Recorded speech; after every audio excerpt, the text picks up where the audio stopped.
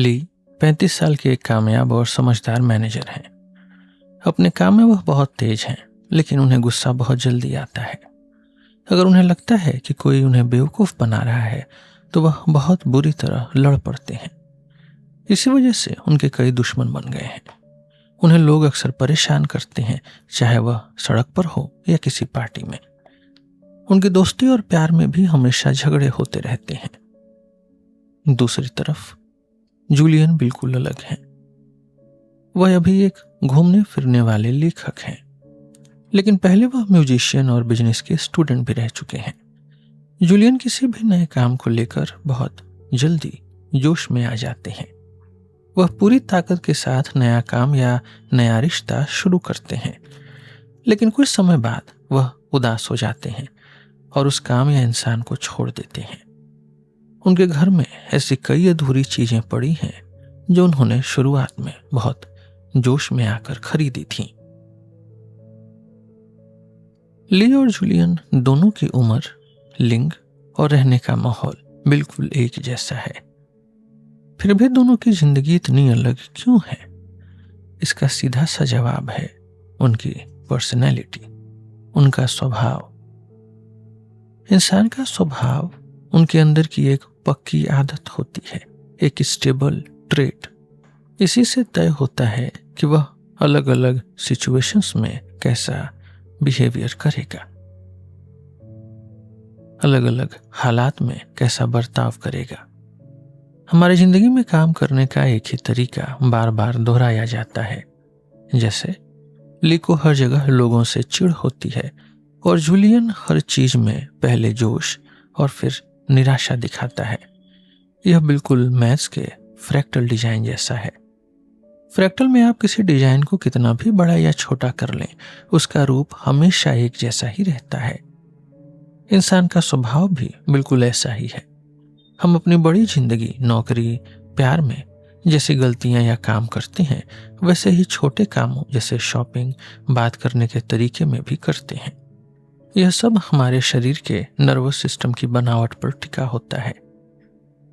यह किताब इंसान के इसी स्वभाव के विज्ञान के बारे में है, साइंस ऑफ पर्सनैलिटी के बारे में। पहले साइकोलॉजी की इस पढ़ाई को इतना महत्व नहीं मिलता था, क्योंकि हर कोई अपने अलग अलग तरीके से इसे मापता था। लेकिन अब चीजें बदल गई हैं। अब हमारे पास एक बहुत ही पक्का और भरोसेमंद तरीका है। इसे 5 फैक्टर मॉडल या बिग 5 कहते हैं। इस मॉडल के हिसाब से दुनिया के हर इंसान के स्वभाव को 5 हिस्सों में, 5 डायमेंशंस में बांटा जा सकता है।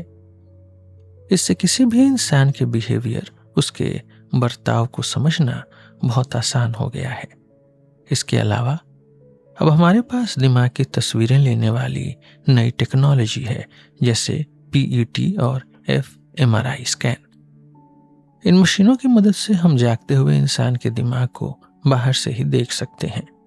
अब हमें पता चल गया है कि हर इंसान के दिमाग की बनावट अलग होती है, और यही दिमागी फर्क, यही ब्रेन डिफरेंसेस हमारे बिग 5 स्वभाव या पर्सनैलिटी को तय करता है। इंसान के पर्सनैलिटी को समझने की एक बड़ी वजह हमारे जीन है, हमारे जेनेटिक्स। साल 2001 में वैज्ञानिकों ने इंसानी शरीर के 25 से 30 हजार जीन्स की पूरी जानकारी निकाल ली थी। हर इंसान के जीन में थोड़ा थोड़ा फर्क होता है। इसी फर्क की वजह से हमारी बीमारियां और हमारा स्वभाव, हमारी पर्सनैलिटी एक दूसरे से बिल्कुल अलग होती हैं। इसके साथ ही इंसान का इवोल्यूशन भी एक बड़ा कारण है। वैज्ञानिक अब यह खोज रहे हैं कि नेचर ने जानबूझकर हम सबको एक दूसरे से अलग क्यों बनाया है। यह किताब सिर्फ वैज्ञानिकों के लिए नहीं, बल्कि आम लोगों के लिए भी लिखी गई है। इसमें जांच पड़ताल और दुनिया भर के लोगों की सच्ची कहानियां शामिल हैं। इंसान के स्वभाव को सही से नापने की शुरुआत साल 1884 में फ्रांसिस गाल्टन ने की थी। उन्होंने बताया था कि साइकोलॉजी को एक असली विज्ञान बनाने के लिए लोगों के बिहेवियर को नापना बहुत जरूरी है। आज हम लोगों के स्वभाव को समझने के लिए ट्रेट्स यानी गुणों का इस्तेमाल करते हैं। गुण इंसान की लंबाई की तरह होते हैं, जो किसी में कम और किसी में ज्यादा होते हैं। यह कोई ऐसी चीज नहीं है जो आप में पूरी तरह हो या बिल्कुल न हो। दुनिया के हर इंसान में 5 मुख्य गुण होते हैं, जिन्हें बिग 5 कहते हैं। बस हर इंसान में उनका लेवल अलग अलग होता है। असल में ये सारे गुण, ये सारे ट्रेड्स हमारे दिमाग की बनावट से ही जुड़े होते हैं। इसे नापने और समझने के लिए हम अलग अलग बातों के बीच का सीधा रिश्ता या कोरिलेशन देखते हैं। जैसे 545 लोगों पर एक जांच पड़ताल हुई। मैंने उनसे पूछा कि वे समाज और लोगों के साथ कितना समय बिताते हैं और उन्हें घूमना कितना पसंद है। इन दोनों बातों का आपस में रिश्ता यानी कोरिलेशन 0.20 था। यह रिश्ता बिल्कुल इंसान की लंबाई और वजन के रिश्ते जैसा है। इसका सीधा मतलब है कि अगर कोई इंसान बहुत लंबा है तो शायद उसका वजन भी ज्यादा होगा, लेकिन ऐसा हर बार होना जरूरी नहीं है। मैंने 545 लोगों पर जो जांच पड़ताल की, उसमें घूमने और लोगों से मिलने जुलने के बीच भी एक कनेक्शन दिखा, एक रिश्ता दिखा। हालांकि यह वजन और लंबाई के कनेक्शन जितना मजबूत नहीं था, फिर भी यह 0 से ज्यादा था। मजेदार बात यह है कि जो लोग घूमना और लोगों से मिलना पसंद करते हैं, वे थोड़ी ज्यादा दूसरों से आगे निकलने की चाह रखने वाले भी होते हैं और उनकी सेक्स में भी ज्यादा दिलचस्पी होती है। इसका मतलब है कि अगर कोई इंसान एक चीज में बहुत फुर्तीला है, एक्टिव है, तो वह दूसरी बातों में भी वैसा ही होगा। मैंने इन लोगों से यह भी पूछा कि क्या उन्होंने कभी अपनी डिप्रेशन या एंजाइटी के लिए किसी से मदद मांगी है। पता चला कि जो लोग उदास होते हैं वे अक्सर घबराए हुए भी होते हैं। लेकिन ध्यान देने वाली बात यह है कि इन उदास या घबराए हुए लोगों का घूमने, मिलने जुलने, सेक्स या कंपटीशन से कोई लेना देना नहीं था। जब हम बहुत सारी बातों को एक साथ नापते हैं तो हर चीज का आपस में रिश्ता निकालना बहुत मुश्किल और थका देने वाला हो जाता है। ऐसे में हम फैक्टर एनालिसिस नाम की एक टेक्निक का इस्तेमाल करते हैं। यह टेक्निक बहुत सारे डेटा को मिलाकर कुछ मेन बातों में बदल देती है। जैसे मेरी जांच पड़ताल में इस तकनीक ने सारी बातों को सिर्फ 2 हिस्सों में बांट दिया, 2 फैक्टर्स में। पहला फैक्टर था एक्स्ट्रावर्जन यानी लोगों से मिलने जुलने वाला स्वभाव, और दूसरा था न्यूरोटिसिज्म यानी घबराने वाला स्वभाव। दिमाग के डॉक्टर यानी साइकोलॉजिस्ट ऐसे ही हजारों लोगों के डेटा से इंसान के मेन ट्रेट्स का पता लगाते हैं। 1980 के दशक तक आते आते दुनिया भर के रिसर्च करने वाले इस बात पर राजी हो गए कि इंसान के स्वभाव को 5 मेन हिस्सों में बांटा जा सकता है: एक्स्ट्रावर्जन, न्यूरोटिसिज्म, कॉन्शियसनेस यानी समझदार, एग्रीएबलनेस यानी मिलनसार, और ओपननेस यानी नए ख्यालों वाला। लोग अक्सर सवाल करते हैं कि क्या खुद के बारे में दिए गए जवाबों पर भरोसा किया जा सकता है? क्या ये बातें सच में हमारी जिंदगी से जुड़ी होती हैं? इसका जवाब है हाँ। जांच पड़ताल बताती है कि इंसान का यह बिग 5 स्वभाव पूरी जिंदगी लगभग एक जैसा रहता है। अगर आप आज कोई टेस्ट देते हैं और 10 साल बाद फिर देते हैं तो आपका रिजल्ट लगभग एक जैसा ही आएगा। जो लोग खुद को बातूनी या घबराने वाला बताते हैं वे असल जिंदगी में भी वैसे ही होते हैं। सबसे मजेदार बात यह है कि यह बिग 5 स्वभाव आपकी असल जिंदगी पर सीधा असर डालता है। ये लोवेल केली और जेम्स कॉनले ने 1930 के दशक में 300 शादीशुदा जोड़ों पर एक रिसर्च शुरू की थी जो 50 सालों तक चली। उन्होंने देखा कि अगर पति या पत्नी में से किसी का भी घबराने वाला स्वभाव ज्यादा है, न्यूरोटिसिज्म ज्यादा है, तो उनका तलाक होने का खतरा बहुत ज्यादा होता है। साथ ही अगर पति में समझदारी और जिम्मेदारी कम है यानी कॉन्शियसनेस कम है, तो भी शादी टूटने के चांस बढ़ जाते हैं। शादीशुदा जिंदगी की बात करें तो जो लोग खुश नहीं होते, उनके लोगों से मिलने जुलने की आदत और मिलनसार स्वभाव यानी एक्स्ट्रावर्जन और एग्रीएबलनेस का लेवल उनके रिश्ते के टूटने या बचने से बहुत बड़ी भूमिका निभाता है। जो लोग ज़्यादा लोगों से मिलने वाले होते हैं वे आसानी से नए लोगों से मिल लेते हैं, इसलिए दुखी शादी से बाहर निकलकर किसी और को चुनना उनके लिए आसान होता है। दूसरी तरफ मिलनसार लोग दूसरों के दर्द को समझते हैं और अपने रिश्ते को बचाने की कोशिश करते हैं। पर्सनैलिटी का असर सिर्फ शादी पर ही नहीं बल्कि इंसान की उम्र पर भी पड़ता है। लेविस स्टरमन ने 1921 में 1500 बहुत तेज दिमाग वाले बच्चों पर एक रिसर्च शुरू की थी जो उनके बचपन से लेकर बुढ़ापे तक चली। बाद में हार्वर्ड फ्रीडमैन ने उनके डेथ सर्टिफिकेट निकालकर एक चौंकाने वाली बात बताई। उन्होंने देखा कि जिन बच्चों में समझदारी और जिम्मेदारी कम थी उनकी मौत जल्दी होने का खतरा 30% ज़्यादा था। ऐसा इसलिए है क्योंकि समझदार लोग सिगरेट शराब से दूर रहते हैं, जिससे वे कैंसर और दिल की बीमारियों से बचे रहते हैं। एक और मजेदार बात यह भी थी कि जो बच्चे बहुत ज़्यादा लोगों से मिलने वाले और हमेशा खुश रहने वाले थे उनकी मौत भी जल्दी होने का खतरा ज़्यादा था। इसका कारण यह है कि ऐसे लोग ज़्यादा खतरे वाले काम करते हैं।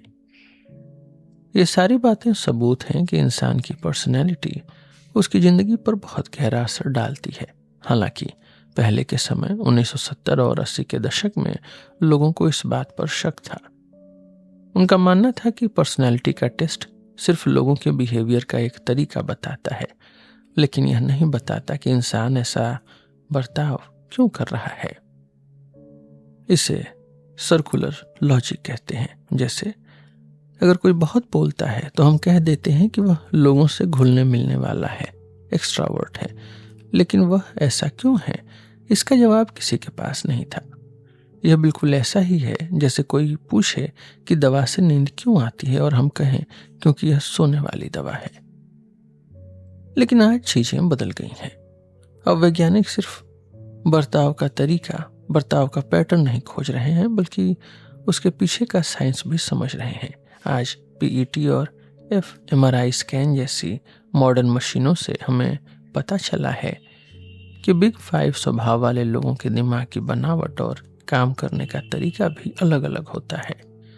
दिमाग के वे हिस्से जो हमारी इमोशंस को कंट्रोल करते हैं वे हर इंसान के अलग अलग साइज के होते हैं।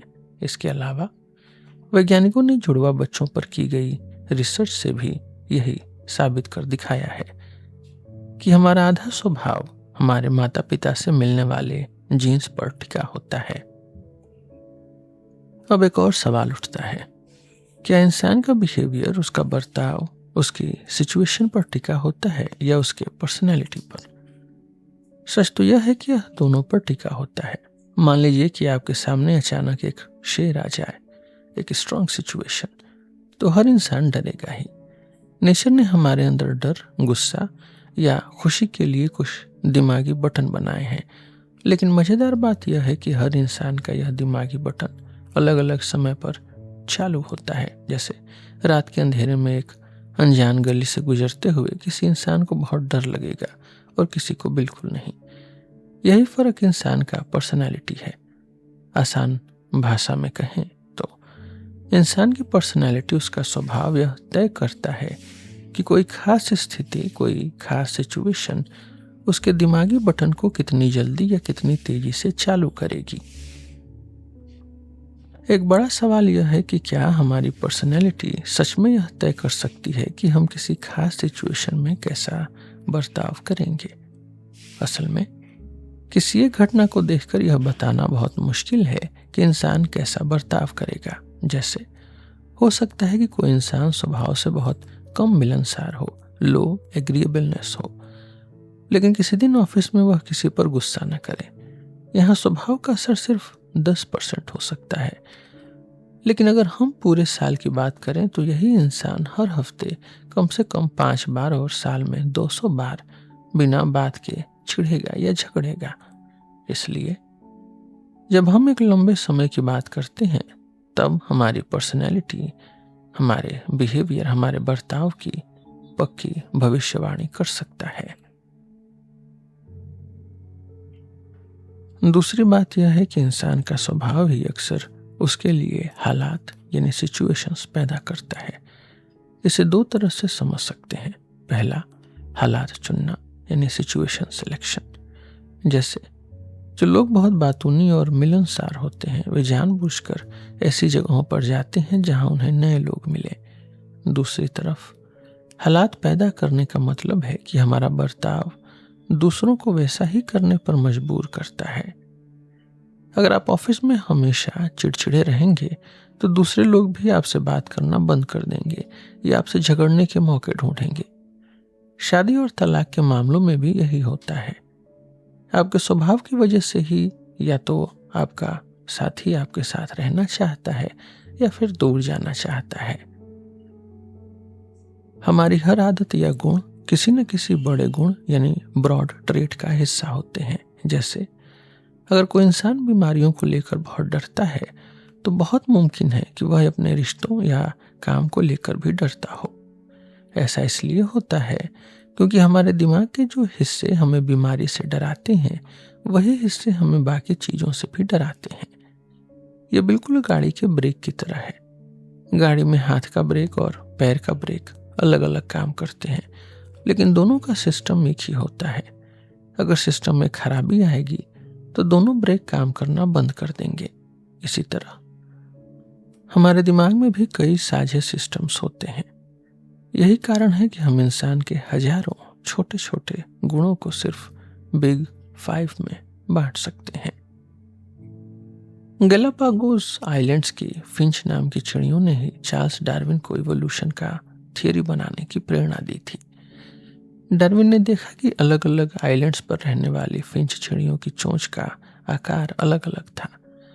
जहां बड़े और सख्त बीज थे, वहां चिड़ियों की चोंच मोटी और मजबूत थी। जहां छोटे छेद वाले बीज थे, वहां चोंच पतली और लंबी थी।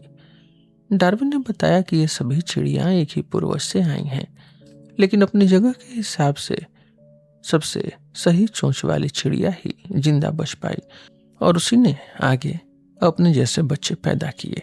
इसे ही नेचुरल सिलेक्शन कहते हैं। लेकिन यहाँ एक और इंटरेस्टिंग बात है। एक ही आइलैंड पर रहने वाली चिड़ियों की चोंच के आकार में भी थोड़ा थोड़ा वेरिएशन होता है। अगर उस आइलैंड के लिए एक खास आकार की चोंच ही सबसे अच्छी है, तो फिर हर चिड़िया की चोंच वैसी क्यों नहीं होती? यही सवाल इंसान की पर्सनैलिटी पर भी लागू होता है। इंसानों की पर्सनैलिटी भी चिड़ियों की चोंच की तरह ही हमारे जीन्स यानी जेनेटिक्स पर टिकी होती है। इंसानी शरीर में करीब 30,000 जीन होते हैं। कई बार बच्चे के पैदा होते समय इन जीन की कॉपी होने में छोटी सी गलती हो जाती है, जिसे म्यूटेशन कहते हैं। इसी म्यूटेशन की वजह से हमारी बीमारियां, खून का प्रकार यानी ब्लड ग्रुप और हमारा पर्सनैलिटी एक दूसरे से अलग होते हैं। बायोलॉजिस्ट मानते हैं कि नेचुरल सिलेक्शन की वजह से कोई भी बुरा गुण समय के साथ खत्म हो जाना चाहिए और सिर्फ सबसे अच्छा गुण ही बचना चाहिए। इसे फिशर का बुनियादी सिद्धांत या फिशर्स फंडामेंटल थ्योरम कहते हैं। लेकिन फिर इंसानों का स्वभाव, उनकी पर्सनैलिटी, लंबाई या बुद्धिमानी इतनी अलग अलग क्यों होती है? इसका जवाब यह है कि हमारे अंदर अलग अलग प्रकार के नहीं, बल्कि एक ही सिस्टम में अलग अलग लेवल्स के गुण होते हैं। जैसे हर इंसान में घबराने का सिस्टम यानी नेगेटिव इमोशंस एक जैसा होता है, लेकिन किसी में यह जल्दी चालू हो जाता है और किसी में देर से। इसे एक एग्जाम्पल से समझते हैं। 1977 में डेफने मेजर नाम के एक आइलैंड पर भयंकर सूखा पड़ा। छोटे बीज खत्म हो गए और सिर्फ सख्त और बड़े बीज बचे। ऐसे में सिर्फ मोटी चोंच वाली चिड़िया ही जिंदा बची और उनके बच्चे भी मोटी चोंच वाले हुए। लेकिन 1984 में बहुत ज्यादा बारिश हुई और नरम बीज वापस आ गए। इस बार छोटी और पतली चोंच वाली चिड़ियों को फायदा हुआ। इसे हालात के हिसाब से बदलना कहते हैं, फ्लक्चुएटिंग सिलेक्शन। इसका मतलब है कि नेचर में कोई भी एक चीज हमेशा के लिए सबसे अच्छी नहीं होती। समय और हालात के हिसाब से जरूरतें बदलती रहती हैं, इसलिए प्रकृति अलग अलग तरह के बदलावों को बचा कर रखती है ताकि हालात बदलने पर स्पीशीज जिंदा रह सके। इसके अलावा कुछ गुण सिर्फ इसलिए बने रहते हैं क्योंकि वे लोगों में कम होते हैं। इसे निगेटिव फ्रीक्वेंसी डिपेंडेंट सिलेक्शन कहते हैं।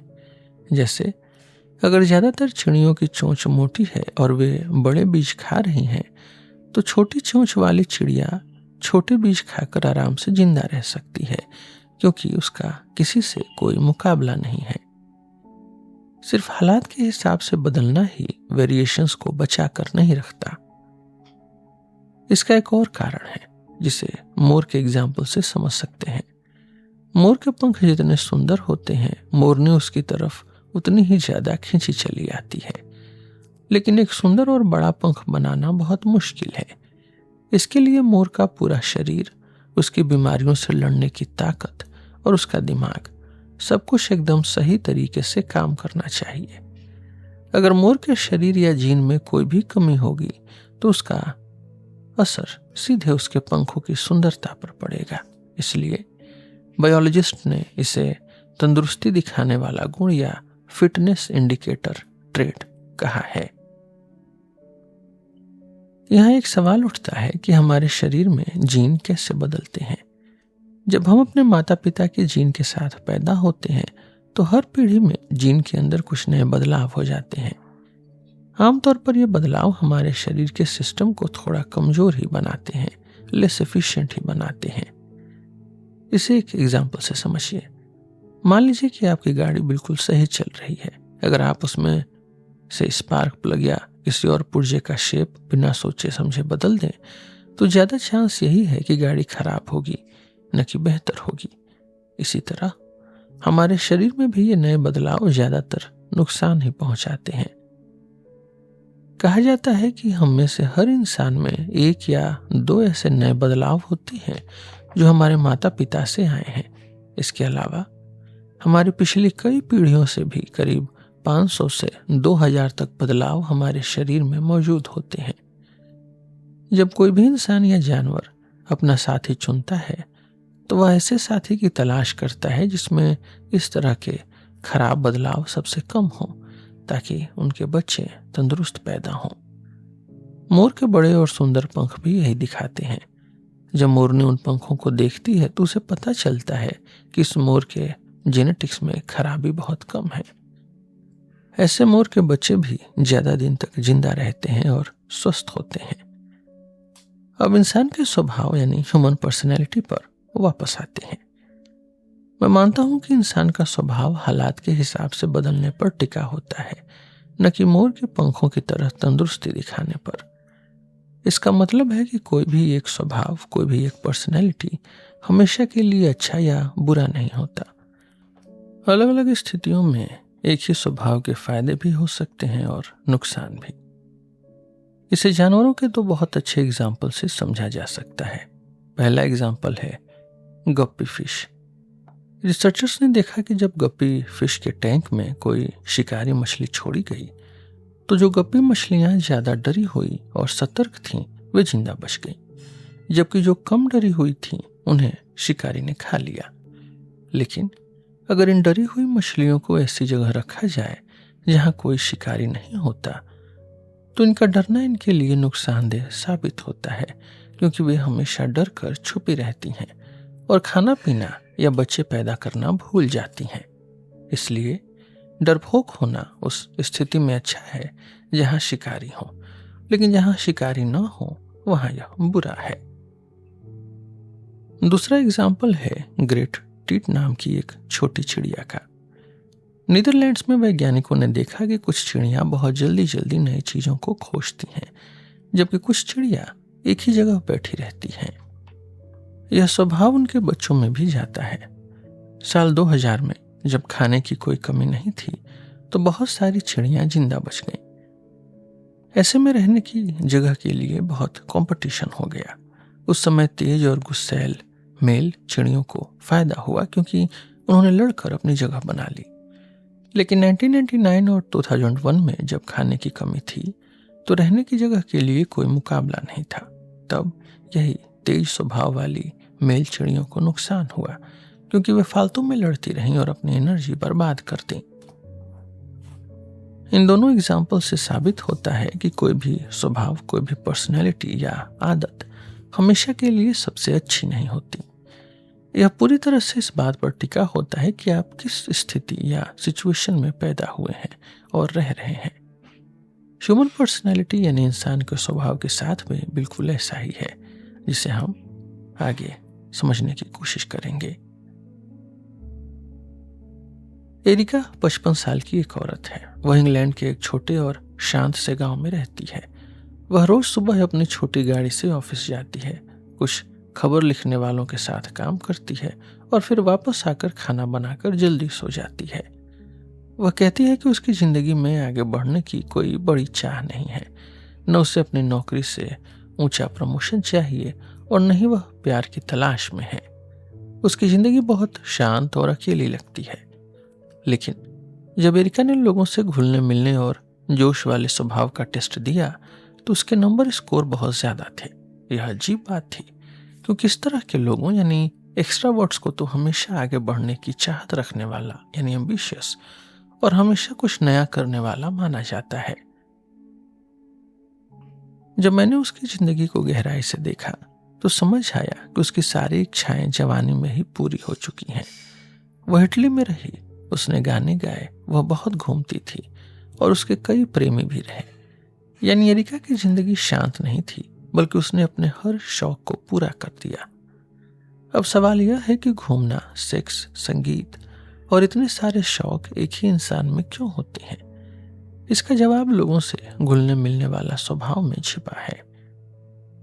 साल 1921 में कार्ल युंग ने लोगों से घुलने मिलने वाले यानी एक्स्ट्रावर्ट और अपने आप में रहने वाले यानी इंट्रोवर्ट शब्दों का इस्तेमाल किया था। घुलने मिलने वाला इंसान वह है जिसे बाहरी दुनिया, हलचल और लोगों के बीच रहना पसंद है। वहीं अपने आप में रहने वाला वह है जो अपने ख्यालों में खोया रहता है और जिसे शांति पसंद है। लोग अक्सर घुलने मिलने वाले स्वभाव का मतलब सिर्फ मिलनसार होना समझते हैं, सोशिएबल, लेकिन ऐसा नहीं है। जो लोग शर्मीले होते हैं उनका लोगों से घुलने मिलने का स्वभाव कम नहीं होता, बल्कि उनका घबराने वाला स्वभाव यानी न्यूरोटिसिज्म ज्यादा होता है। एक कम घुलने मिलने वाला इंसान, इंट्रोवर्ट, सिर्फ इसलिए लोगों से नहीं मिलता क्योंकि उसे उसमें कोई खास मजा नहीं आता। घुलने मिलने वाले स्वभाव में कई चीजें शामिल हैं। सेक्स और रोमांस का मजा, नाम और पैसा कमाने की चाहत, खेलों और घूमने का शौक और सबसे जरूरी बात, अच्छी भावनाएं यानी पॉजिटिव इमोशंस। ऐसे लोग हमेशा खुश, एक्साइटेड और जोश से भरे रहते हैं। एरिका अपनी शांत जिंदगी में भी खुशियां ढूंढ लेती है। वह खुशी किसी इनाम को पाने से जुड़ी होती है। इंसान के लिए इनाम दो तरह के होते हैं। पहला कुदरती इनाम यानी अनकंडीशनड इंसेंटिव्स, जैसे भूख लगने पर खाना या दोस्त बनाना। दूसरा सीखा हुआ इनाम यानी कंडीशनड इंसेंटिव्स, जैसे पैसा कमाना, जो असल में लोगों के बीच यानी समाज में हमारा सोशल स्टेटस दिखाता है। घुलने मिलने वाले लोगों का दिमागी सिस्टम इन इनामों को देखकर बहुत तेजी से काम करता है। बिल का एग्जाम्पल लेते हैं। वह पहले एक बहुत अमीर आदमी थे जिसके पास घोड़े, फार्म हाउस और पोर्श गाड़ी थी, लेकिन उन्होंने सब कुछ खो दिया। आज वह एक होटल में काम करते हैं। फिर भी बिल कहते हैं कि वह दोबारा अमीर बनेंगे क्योंकि उनकी जिंदगी का मजा उसी में है। बिल को इन चीजों से इतना बड़ा मजा मिलता है कि वह इसके लिए कोई भी रिस्क उठाने को तैयार है। इसके उलट जिन लोगों का घुलने मिलने का स्वभाव कम होता है, इंट्रोवर्ट्स हैं, वे दुखी या उदास नहीं होते। वे बस दुनिया के इन इनामों, पैसा, रुतबे के पीछे नहीं भागते। 25 साल के एंड्रू को ही देख लीजिए। वह एक होशियार कंप्यूटर प्रोग्रामर है, लेकिन उन्हें अमीर बनने या दुनिया घूमने का कोई शौक नहीं। वह कहते हैं कि अगर नौकरी मिलेगी तो ठीक है, नहीं मिली तो भी ठीक है। इसी तरह एक वैज्ञानिक डेविड की जब नौकरी जाने वाली थी तो वह दुखी होने के बजाय खुश थे। उन्हें लगा कि अब उन्हें पैसों और नाम के पीछे भागने वाली इस भाग दौड़ से आजादी मिल जाएगी। तो नतीजा यह है कि घुलने मिलने वाले लोग यानी एक्स्ट्रावर्ट्स दुनिया के नामों के पीछे भागते हैं, जबकि अपने आप में रहने वाले लोग यानी इंट्रोवर्ट्स उनसे आजाद रहते हैं। हम अब इस बात को समझ सकते हैं कि घुलने मिलने वाला स्वभाव यानी एक्स्ट्रावर्जन असल में क्या है। इसका मतलब है इंसान के अंदर अच्छी भावनाओं यानी पॉजिटिव इमोशंस का लेवल। जिस इंसान में यह स्वभाव ज्यादा होता है वह लोगों का साथ, नई अचीवमेंट्स, रोमांस और तारीफ पाने के लिए बहुत मेहनत करता है, क्योंकि उससे इन चीजों से बहुत खुशी मिलती है। वहीं कम घुलने मिलने वाले इंसान को इन चीजों से उतनी खुशी नहीं मिलती, इसलिए वह इनके पीछे भागने में अपनी एनर्जी बर्बाद नहीं करता। साइंटिफिक रिसर्च भी इस बात को सही साबित करती है। एक जांच पड़ताल में लोगों से उनके अच्छे और बुरे अनुभवों के बारे में लिखने को कहा गया। जिन लोगों का घुलने मिलने का स्वभाव ज्यादा था उनका मूड अच्छा अनुभव लिखने के बाद बहुत ज्यादा बेहतर हो गया। एक और जांच पड़ताल में जब लोगों को मजेदार, डरावने और उदास करने वाले वीडियो दिखाए गए तो घुलने मिलने वाले लोगों को मजेदार वीडियो देखकर बहुत ज्यादा खुशी हुई, लेकिन डरावने या उदास वीडियो देखने पर उनका बर्ताव बाकी लोगों जैसा ही था। इसका मतलब है कि स्वभाव का संबंध सिर्फ अच्छी और खुशी देने वाली चीजों से है, न कि हर तरह की भावनाओं से। दिमाग की तस्वीरें लेने वाली fMRI मशीन से भी यही बात साबित होती है। जब घुलने मिलने वाले लोगों को खुशी देने वाली तस्वीरें जैसे कुत्ते के बच्चे, आइसक्रीम दिखाई गई तो उनके दिमाग के कुछ हिस्सों में बहुत ज्यादा हलचल हुई। जानवरों पर की गई जांच पड़ताल से भी पता चलता है कि हमारे दिमाग के बीच में एक इनाम का सिस्टम होता है, एक रिवॉर्ड सिस्टम होता है। जब भी हमें कोई खुशी देने वाली चीज, पैसा, सेक्स, खाना मिलने वाली होती है तो यह सिस्टम डोपामाइन नाम का एक केमिकल छोड़ता है। डोपामाइन हमें खुशी देता है और हमें उस चीज को पाने के लिए मेहनत करने की मोटिवेशन देता है। जो लोग घुलने मिलने वाले होते हैं उनका यह सिस्टम बहुत तेजी से काम करता है। कोकेन जैसे नशे में भी इसी डोपामाइन सिस्टम को तेज करते हैं, जिससे इंसान को बहुत खुशी महसूस होती है।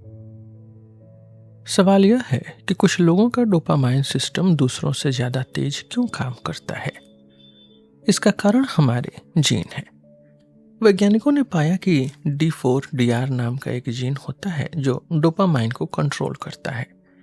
हर इंसान के शरीर में इस जीन की अलग अलग लंबाई होती है।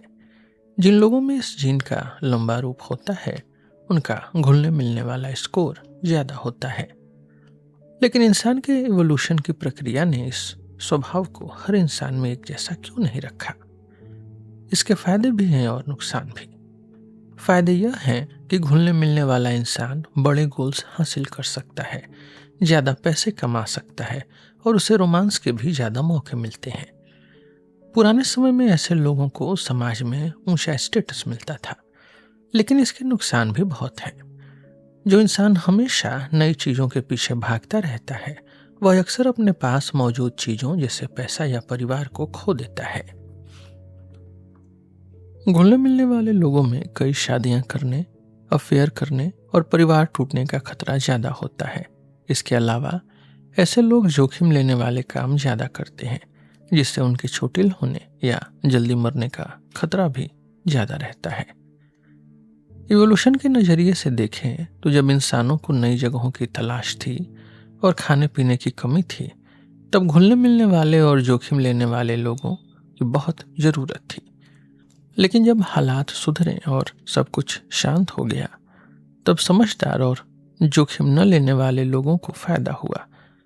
इसलिए घुलने मिलने वाले स्वभाव का कोई भी स्तर, कोई भी लेवल हमेशा के लिए सही या गलत नहीं है। यह सिर्फ एक स्वभाव है, एक पर्सनैलिटी, जिसके साथ हमें जीना सीखना पड़ता है। कुछ लोगों की किस्मत में शायद खराब चीजें ही लिखी होती हैं। सुजैन की कहानी भी ऐसी ही है। वह स्कूल में पढ़ने में बहुत तेज थी। उनके टीचर चाहते थे कि वह ऑक्सफोर्ड यूनिवर्सिटी जाने का एग्जाम दे, लेकिन उसने न तो ऑक्सफोर्ड और न ही किसी दूसरी यूनिवर्सिटी के लिए अप्लाई किया। उसने आर्ट स्कूल जाने की सोची, लेकिन वहां भी पढ़ाई बहुत मुश्किल लगी। फिर उसकी जिंदगी में एडम नाम का एक लड़का आया। एडम पैसे वाला और अच्छे दिखने वाला था। सुजैन ने पढ़ाई छोड़ दी और नौकरी करने लगी। कुछ समय बाद दोनों ने शादी कर ली, लेकिन जल्द ही सुजैन उदास और बीमार रहने लगी। क्लिनिकल डिप्रेशन में चली गई। उनका वजन कम हो गया और उन्हें कई दवाइयां खानी पड़ी।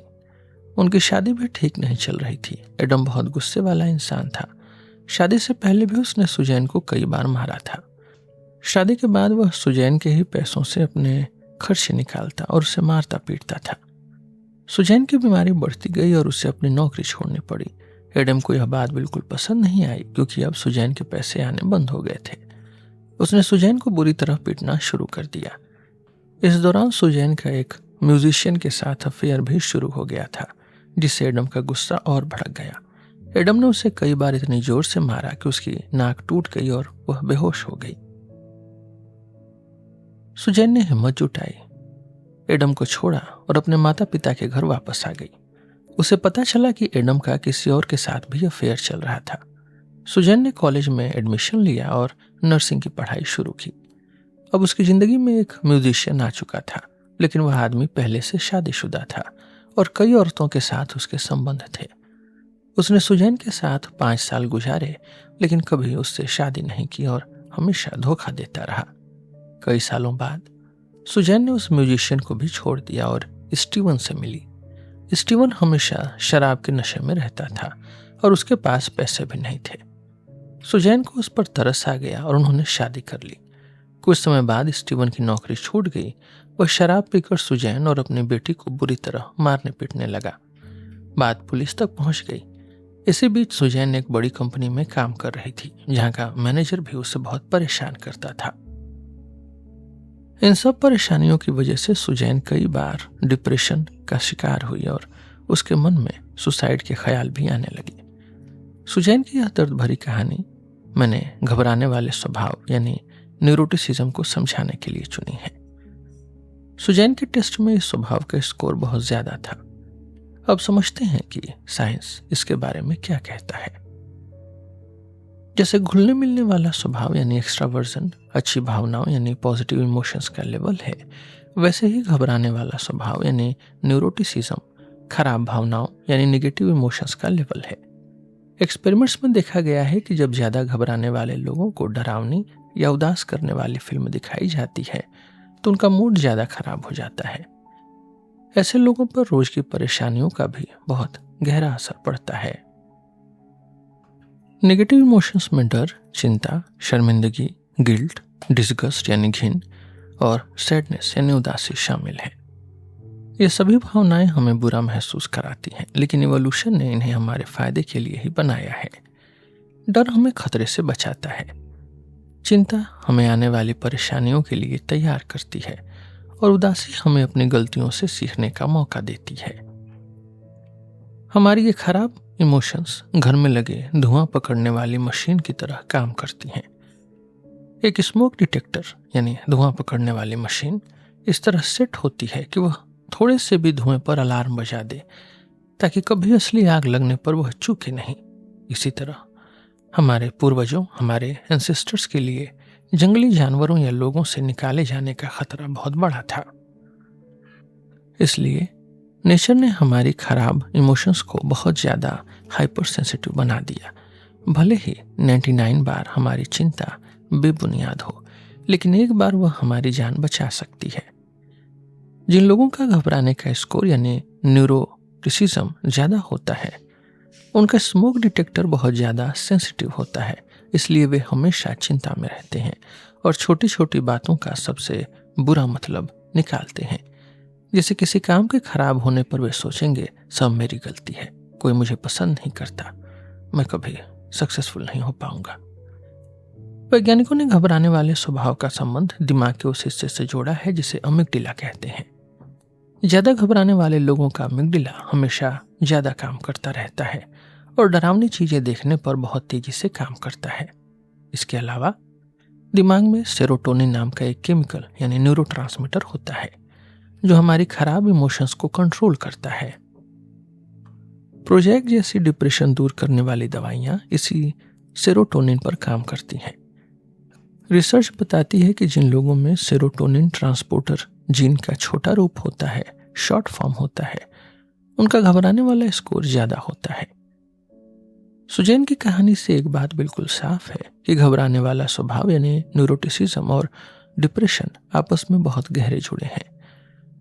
डिप्रेशन कोई ऐसी बीमारी नहीं है जो अचानक आती है और फिर चली जाती है, बल्कि यह ज्यादा घबराने वाले लोगों की जिंदगी का एक हिस्सा होती है। इसे ऐसे समझें, अगर किसी जगह पर जमीन नीची है तो वहां थोड़ी सी बारिश में ही बाढ़ आ जाएगी। ज्यादा घबराने वाले लोग उसी नीची जमीन की तरह होते हैं, जिन्हें जिंदगी की छोटी सी परेशानी भी बुरी तरह डुबा देती है। अब एक सवाल उठता है कि अगर सुजैन का स्मोक डिटेक्टर इतना तेज था तो वह एडम या स्टीवन जैसे बुरे आदमियों से दूर क्यों नहीं रही? ऐसा इसलिए क्योंकि घबराने वाले स्वभाव यानी न्यूरोटिसिज्म का असर सिर्फ बाहरी दुनिया पर ही नहीं, बल्कि हमारे खुद के बारे में सोचने के तरीके पर भी पड़ता है। सुजैन को पता था कि वे आदमी बुरे हैं, लेकिन उसे अकेलेपन से और भी ज्यादा डर लगता था।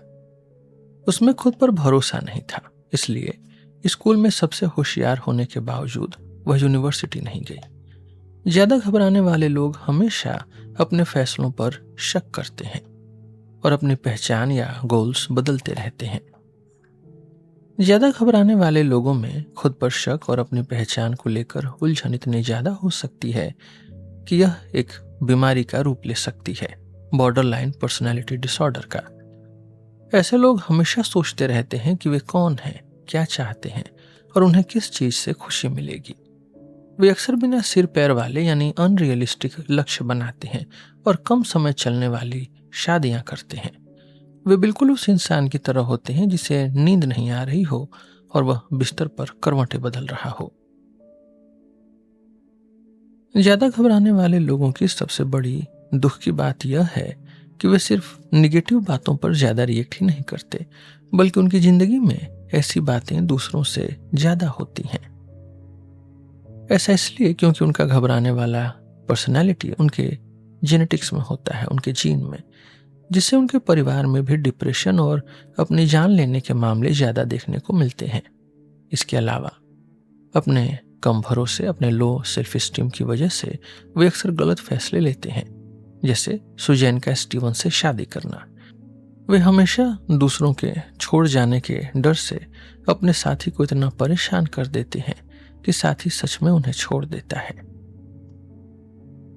कुल मिलाकर ज्यादा घबराने वालों की कई बीमारियां होती हैं, जैसे उदासी, घबराहट, नींद न आना, दिल और पेट की बीमारियां। उनकी शादियां अक्सर टूट जाती हैं और वे काम में भी कम खुश रहते हैं। अब सवाल यह है कि अगर घबराने वाला स्वभाव इतना ही बुरा है तो इवोल्यूशन ने, कुदरत ने इसे अब तक खत्म क्यों नहीं किया? इसका जवाब यह है कि खराब भावनाएं, नेगेटिव इमोशंस हमारी जान बचाने के लिए बहुत जरूरी हैं। जिन लोगों को दर्द महसूस नहीं होता वे बहुत जल्दी मर जाते हैं क्योंकि उन्हें चोट का पता ही नहीं चलता। इसी तरह डर और उदासी, फियर और सैडनेस न होना भी जानलेवा हो सकता है। इसे समझने के लिए कम घबराने वाले लोगों को देखते हैं, लो न्यूरोटिसिज्म को। माउंट एवरेस्ट चढ़ने वाले लोगों का यह स्वभाव बहुत कम होता है। वे घबराते नहीं हैं, लेकिन इसकी कीमत उन्हें अपनी जान देकर चुकानी पड़ती है, क्योंकि एवरेस्ट पर मौत का खतरा बहुत ज्यादा है, 10% है। डर न होने के कारण वे खतरे को अनदेखा कर देते हैं। इसी तरह साइकोपैथ्स जो बिना पछतावे के अपराध करते हैं, उनका घबराने वाला स्वभाव भी बहुत कम होता है, क्योंकि उन्हें अपने किए की सजा का कोई डर नहीं होता। पुराने समय में जब इंसान जंगली जानवरों के बीच रहता था, तब घबराने वाला स्वभाव यानी हर समय डर और सतर्कता जान बचाने के लिए जरूरी था। तो क्या आज की दुनिया में घबराने वाले स्वभाव का कोई फायदा है? हाँ, बिल्कुल है। कई महान लेखकों, कवियों और कलाकारों में यह बहुत ज्यादा होता है। ऐसे लोग मानते हैं कि दुनिया में कुछ भी बिल्कुल सही नहीं है, कुछ भी परफेक्ट नहीं है, इसलिए वे लगातार चीजों को बेहतर बनाने की कोशिश करते हैं। उन्हें फेल होने का डर हमेशा सताता रहता है, जो उन्हें और ज्यादा मेहनत करने के लिए प्रेरित करता है। अगर ऐसे लोग समझदार और अनुशासित भी हों तो वे बहुत बड़ी सफलता हासिल कर सकते हैं। इसके अलावा ज्यादा घबराने वाले स्वभाव का एक बहुत बड़ा दिमागी फायदा भी है। आमतौर पर लोग किसी भी काम को लेकर बहुत ज्यादा हवा में होते हैं, ओवर ऑप्टिमिस्टिक होते हैं। वे बिना सोचे समझे काम शुरू कर देते हैं। लेकिन घबराने वाले स्वभाव वाले लोग किसी भी काम को गहराई से सोचते हैं। वे सच्चाई को उसी रूप में देखते हैं जैसी वह है। इसलिए वे आने वाली परेशानियों का पहले से अंदाजा लगा लेते हैं। मजेदार बात यह है कि वकालत या रिसर्च जैसे कामों में जहां सोचने की बहुत जरूरत होती है, घबराने वाला स्वभाव सफलता पाने में मदद करता है। मशहूर नाटक लिखने वाले हेनरिक इब्सन ने अपनी कहानी पीर गिंट में इसे बहुत अच्छे से समझाया है। कहानी में जब पीर को बिना चिंता वाली खुशी चाहिए होती है तो उसे अपनी एक आंख निकालनी पड़ती है और दूसरी आंख से दुनिया सिर्फ गुलाबी दिखती है। इसका मतलब है कि अगर आप हमेशा खुश और लापरवाह रहना चाहते हैं तो आप दुनिया की असली परेशानियों को कभी नहीं देख पाएंगे। शेयर बाजार में काम करने वाले ब्रोकर्स का भी यही हाल है। जब उन्होंने उदासी दूर करने वाली दवाइयां खाने शुरू की, प्रोजेक, तो उनकी चिंता खत्म हो गई। वे इतने ज्यादा हवा में उड़ने लगे, इतने ओवर ऑप्टिमिस्टिक हो गए कि उन्हें लगा बाजार कभी नहीं गिरेगा और उन्होंने लोगों का बहुत पैसा डुबा दिया। अगर उनमें थोड़ी चिंता होती तो शायद ऐसा नहीं होता। इसलिए घबराने वाला स्वभाव सिर्फ एक बीमारी नहीं बल्कि एक ताकत भी है। यह हमें सच्चाई दिखाता है और हमें बेहतर काम करने के लिए प्रेरित करता है। हमें इसे खत्म करने के बजाय इसे संभालना और इसका सही इस्तेमाल करना सीखना चाहिए। मान लीजिए कि आप पैसों का एक ताश का खेल खेल रहे हैं। आपके सामने 4 गड्डियां A, B, C, D रखी हैं। A और B गड्डी से कार्ड निकालने पर आपको हमेशा $100 का इनाम मिलता है, जबकि C और D से सिर्फ $50 मिलते हैं। लेकिन इसमें एक पेंच है।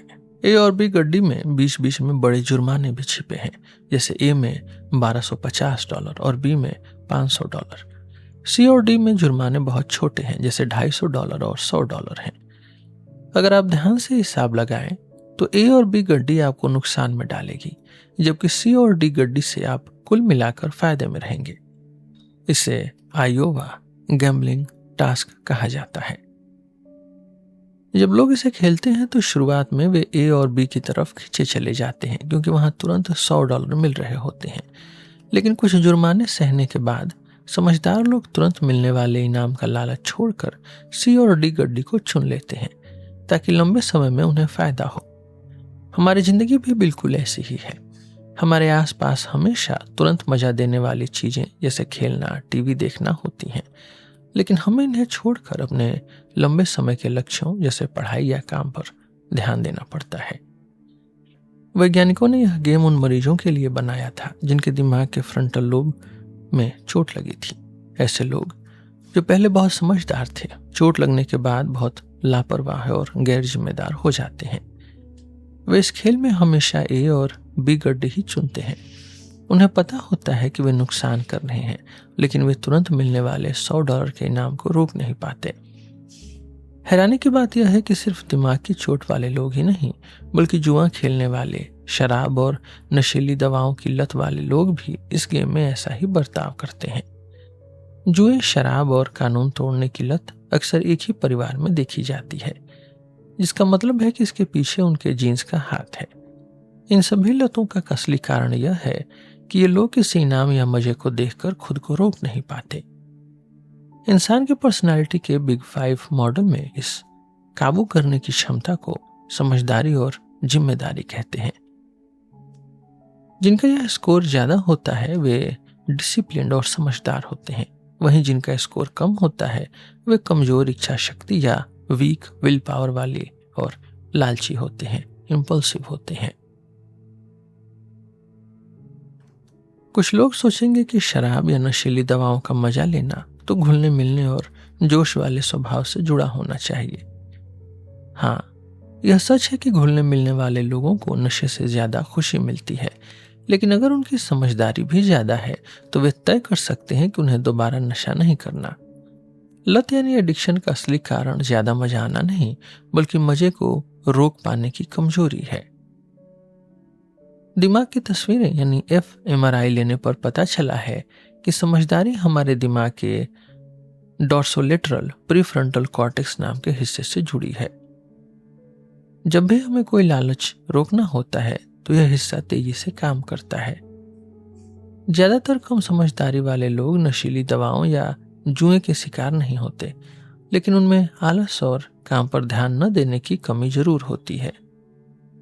वे आज का काम कल पर टालते हैं। दूसरी तरफ ज्यादा समझदारी वाले लोग काम और नौकरी में बहुत सफल होते हैं, क्योंकि वे अपने गोल्स बनाते हैं और उन पर टिके रहते हैं। लोग अक्सर समझदारी को बुद्धिमानी समझ लेते हैं, लेकिन ऐसा नहीं है। बहुत तेज दिमाग यानी हाई आईक्यू वाला इंसान भी नशे की लत का शिकार हो सकता है। असल में कई बार बहुत तेज दिमाग वाले लोग कम समझदार होते हैं, क्योंकि उन्हें पता होता है कि वे अपने बुद्धिमानी से बिना किसी तैयारी के भी काम निकाल लेंगे। अब एक सवाल उठता है कि क्या समझदारी हमेशा अच्छी ही होती है? क्या इंसान के इवोल्यूशन ने इसे हमेशा बढ़ावा दिया है? जवाब है नहीं। आज की दुनिया में जहां 8 घंटे एक कुर्सी पर बैठकर काम करना पड़ता है, वहां यह बहुत जरूरी लगता है। लेकिन हमारे पूर्वजों की दुनिया ऐसी नहीं थी। हमारे शिकार करके खाने वाले पूर्वजों यानी हंटर गैदरर्स के समय में भी समझदारी की जरूरत होती थी, जैसे शिकार के लिए हथियार बनाना, जिसमें कई दिन लगते हैं। यह एक गोल तय करके उसे पूरा करने जैसा है, लेकिन उस समय जरूरत से ज्यादा समझदारी होना नुकसानदेह भी हो सकता है। सोचिए, एक इंसान जो योजना बनाता है कि मैं बुधवार को शहद इकट्ठा करूंगा और अचानक उसके सामने से हिरणों का झुंड गुजर जाए, तो क्या वह उन्हें छोड़कर शहद लेने जाएगा? नहीं। उस जमाने की जिंदगी का कोई भरोसा नहीं था। सब कुछ अनप्रेडिक्टेबल था। उसमें पल पल में फैसले लेने पड़ते थे, कभी शिकार के लिए तो कभी खुद को बचाने के लिए। इसलिए जो इंसान तुरंत और बिना सोचे कदम उठा सकता था, स्पॉन्टेनियस या इम्पल्सिव, वह ज्यादा कामयाब होता था। आजकल बच्चों में एक बीमारी बहुत पाई जाती है जिसे ADHD कहते हैं, attention deficit hyper activity disorder. इस बीमारी में बच्चा एक जगह टिक कर नहीं बैठ सकता। वह बहुत बेचैन और बिना सोचे काम करने वाला होता है। इसे हम बहुत कम समझदारी और बहुत ज्यादा घबराने वाला स्वभाव कह सकते हैं। आज के जमाने में भले ही यह बीमारी मानी जाती हो, क्योंकि बच्चे स्कूल या ऑफिस में टिक कर काम नहीं कर पाते, लेकिन पुराने जमाने में जब जिंदगी बहुत तेज और खतरों से भरी थी, तब शायद यही ADHD वाले बच्चे सबसे बेहतरीन शिकारी साबित होते होंगे। अब एक और बीमारी की बात करते हैं, OCPD, obsessive compulsive personality disorder. यह बहुत ज्यादा समझदारी होने की बीमारी है। ध्यान दीजिए कि यह OCD बार बार हाथ धोने या चीजें चेक करने की बीमारी से बिल्कुल अलग है। OCPD में इंसान अपने बनाए नियमों और टाइम टेबल से इतना बंध जाता है कि उसकी जिंदगी में कोई छूट या मजा नहीं बचता। इसका एक एग्जाम्पल है रोनाल्ड। वह हर दिन सुबह 6:47 पर उठता है, 2 मिनट 45 सेकंड तक उबले हुए 2 अंडे खाता है और ठीक 8:15 पर अपनी कुर्सी पर होता है। अगर उसके इस नियम में थोड़ी भी गड़बड़ हो जाए तो उसे एंग्जाइटी होने लगती है। वह हर काम बिल्कुल सही करने के पीछे इतना पागल है कि ऑफिस में सबसे अच्छा काम करने के बावजूद वह सबसे धीमा यानी स्लोवेस्ट वर्कर है। ऐसे लोगों के किसी से अच्छे रिश्ते नहीं बन पाते। रोनाल्ड के सोने से पहले का भी एक नियम है, कमरे में बिल्कुल आवाज नहीं होनी चाहिए, चादर का टेम्परेचर एकदम सही होना चाहिए, उसे 35 सिटअप्स करने हैं और डिक्शनरी के 2 पन्ने पढ़ने हैं। अगर उसके साथ कोई औरत सो रही हो तो वह सेक्स के बाद उसे या तो घर जाने को कहता है या दूसरे कमरे में सोने को। जाहिर है कोई औरत उसके साथ ज्यादा दिन नहीं टिक पाई। OCPD वाले लोग इस हद तक पहुंच जाते हैं क्योंकि उनके दिमाग का काबू करने वाला हिस्सा इतना हावी हो जाता है कि उनमें किसी चीज के लिए तुरंत रिएक्ट करने की क्षमता खत्म हो जाती है। वे सिर्फ नियमों की मशीन बन जाते हैं। औरतों में यह चीज एनोरेक्सिया नाम की बीमारी के रूप में भी सामने आ सकती है, जहां वे पतले होने की चाहत में अपने खाने पीने की इच्छा को इतना काबू कर लेती हैं कि वे भूखी मरने लगती हैं। तो इसका मतलब यह है कि इवोल्यूशन के नजरिए से समझदारी का कोई भी स्तर हमेशा के लिए अच्छा या बुरा नहीं होता। अगर आपकी जिंदगी में सब कुछ तय है तो ज्यादा समझदारी होना अच्छा है, लेकिन अगर जिंदगी बहुत तेजी से बदल रही है, अनप्रिडिक्टेबल एनवायरनमेंट है, तो कम समझदारी यानी बिना सोचे काम करना भी आपके काम आ सकता है। सोचिए कि आप एक बंद कमरे में बैठे हैं। सामने कांच के पार एक और कमरे में आपका कोई जानने वाला बैठा है। आप दोनों भूखे हैं। आपके सामने 2 बटन हैं। पहला बटन खींचने से आपको खाना मिल जाएगा, दूसरा बटन खींचने से आपको भी खाना मिलेगा और आपके जानने वाले को भी। आप कौन सा बटन खींचेंगे? जाहिर है आप दूसरा बटन ही खींचेंगे, क्योंकि इसमें आपका कोई नुकसान नहीं है और दूसरे का फायदा है। अगर वह इंसान अजनबी भी होता तो भी ज्यादातर लोग यही करते। इंसान होने के नाते हमें यह बहुत आम बात लगती है, लेकिन जब यही प्रयोग चिंपैंजीज पर किया गया तो उन्होंने किसी भी बटन को अपनी मर्जी से खींच लिया। उन्हें इस बात से कोई फर्क नहीं पड़ा कि सामने वाले चिंपैंजी को खाना मिलेगा या नहीं, भले ही वे दोनों एक ही जगह रहने वाले भाई हों। इंसान अपने लोगों से इतना जुड़ा क्यों होता है? हम खून दान क्यों करते हैं? ब्लड क्यों डोनेट करते हैं? खाने की जगह पर टिप क्यों देते हैं? इसे समझने के लिए एक गेम खेला गया, डिक्टेटर गेम। इसमें ए को $10 दिए जाते हैं और कहा जाता है कि वह इन पैसों को अपने और अजनबी बी के बीच जैसे चाहे बांट ले। सेल्फिशनेस के हिसाब से ए को $9 खुद रखने चाहिए और बी को $1 देना चाहिए, लेकिन ऐसा कभी नहीं होता। ज्यादातर लोग आधे आधे पैसे बांटते हैं, $5-5। पैसे का मामला समझने वालों का मानना है कि इंसानों के अंदर अदर रिगार्डिंग प्रेफरेंसेस होता है, यानी हमें इस बात से भी खुशी मिलती है कि दूसरे इंसान को क्या मिल रहा है। डार्विन्स थ्योरी के हिसाब से यह बहुत अजीब है, क्योंकि नेचर हमें सिर्फ खुद को जिंदा रखने के लिए बनाती है, दूसरों का फायदा करने के लिए नहीं। फिर इंसान में ऐसा क्या है जो जानवरों में नहीं? इसका जवाब है थ्योरी ऑफ माइंड। यह हमारे दिमाग की वह ताकत है जिससे हम दूसरों की इमोशंस और इच्छाओं को समझ सकते हैं। चिंपैंजी में यह ताकत न के बराबर होती है, इसलिए वे दूसरों के बारे में नहीं सोचते। थ्योरी ऑफ माइंड के 2 हिस्से होते हैं, मेंटलाइजिंग और एम्पैथाइजिंग। मेंटलाइजिंग का मतलब है दूसरे इंसान के सोचने का तरीका समझना। जैसे अगर एक बच्चा खिलौना छिपा दे तो दूसरा बच्चा यह समझ सकता है कि खिलौने कहाँ हैं, लेकिन ऑटिस्टिक बच्चों को यह समझने में बहुत दिक्कत होती है। बड़ों में भी मेंटलाइजिंग का स्तर अलग अलग होता है।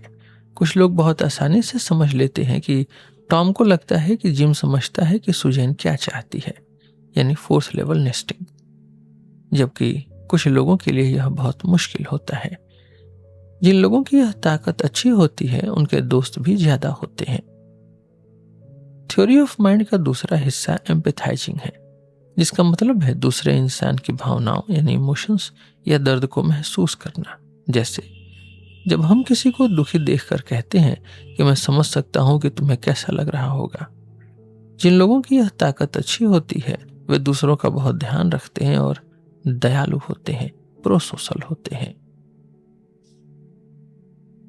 बिग 5 मॉडल में इस इंसानियत और मिलनसार स्वभाव को एग्रीएबलनेस कहा जाता है। जिनका एग्रीएबलनेस ज्यादा होता है वे दूसरों पर भरोसा करने वाले और उनकी मदद करने वाले होते हैं। जिन लोगों का यह स्कोर कम होता है वे रूखे, मतलबी और झगड़ालू होते हैं। जब मैंने और बेथ लिडल ने कुछ छात्रों पर एक्सपेरिमेंट किया तो पता चला कि जिनका एग्रीएबलनेस ज्यादा था वे दूसरों की भावनाओं को भी बहुत अच्छे से समझते थे। ऐसे लोगों को दूसरों की मदद करने में एक मन की शांति मिलती थी। इसके उलट कम मिलनसार लोग बहुत मतलबी होते हैं। वे अक्सर दूसरों को शक की नजरों से देखते हैं। एक केस स्टडी में एक व्यक्ति जिसका मिलनसार होना बहुत कम था, उसने अपने माता पिता के बारे में बहुत बुरा भला कहा और उन्हें मूर्ख और कमजोर बताया। वह सिर्फ अपनी सफलताओं और नाम के बारे में सोचता है। वह कहता है, दूसरों की मदद करना बेकार है, मेरे लिए सबसे जरूरी यह है कि मैं खुद को दूसरों से बेहतर समझूं। डार्विन्स थ्योरी के हिसाब से देखें तो यह इंसान बिल्कुल सही कह रहा है, क्योंकि नेचर हमें सिर्फ खुद के बारे में सोचना सिखाती है, लेकिन इंसानों के लिए ऐसी बेरुखी वाली बातें सुनना अजीब लगता है। जब मिलनसार होने का लेवल बहुत ही ज्यादा गिर जाता है तो इंसान साइकोपैथ बन जाता है। साइकोपैथ पूरी तरह से मतलबी, निर्दयी और झूठे होते हैं। वे सिर्फ अपना काम निकालने के लिए दूसरों का इस्तेमाल करते हैं। कई बड़े अपराधी इसी लिस्ट में आते हैं। ऐसे लोगों का गुस्सा या लड़ाई झगड़ा घबराने वाले लोगों की तरह नहीं होता। साइकोपैथ सोच समझकर और बिना किसी पछतावे के दूसरों को नुकसान पहुंचाते हैं। लेकिन कम मिलनसार होने का मतलब यह नहीं कि इंसान हमेशा बुरा ही होगा।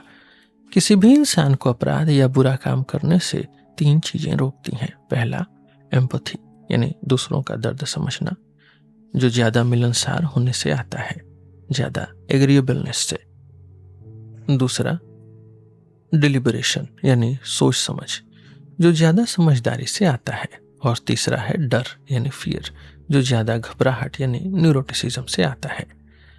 अगर किसी इंसान का मिलनसार होना कम है, यानी उसे दूसरों की परवाह नहीं है, तो भी उसे डर या सोच समझ अपराध करने से रोक सकती है। कोई इंसान बड़ा अपराधी या साइकोपैथ तभी बनता है जब उसमें इन तीनों चीजों, एम्पैथी, डिलिबरेशन और फियर की कमी हो, जो कि बहुत रेयर है।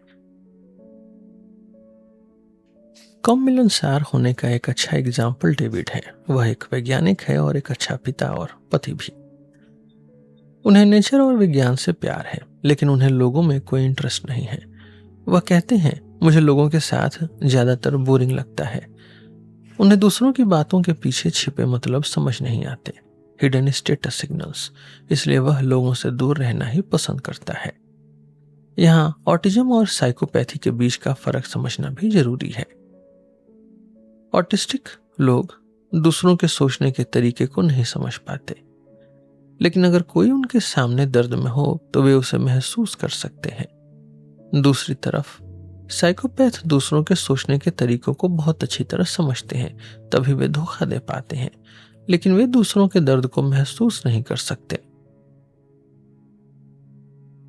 अब सवाल यह है कि क्या ज्यादा मिलनसार होना, एग्रीएबलनेस, हमेशा अच्छा ही होता है?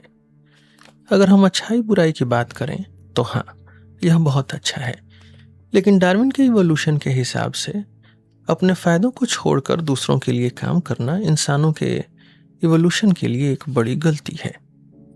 इंसानों में इतनी इंसानियत कहाँ से आई? इसका जवाब यह है कि हमारे पूर्वज छोटे समूहों में रहते थे और मिलजुल कर काम करते थे।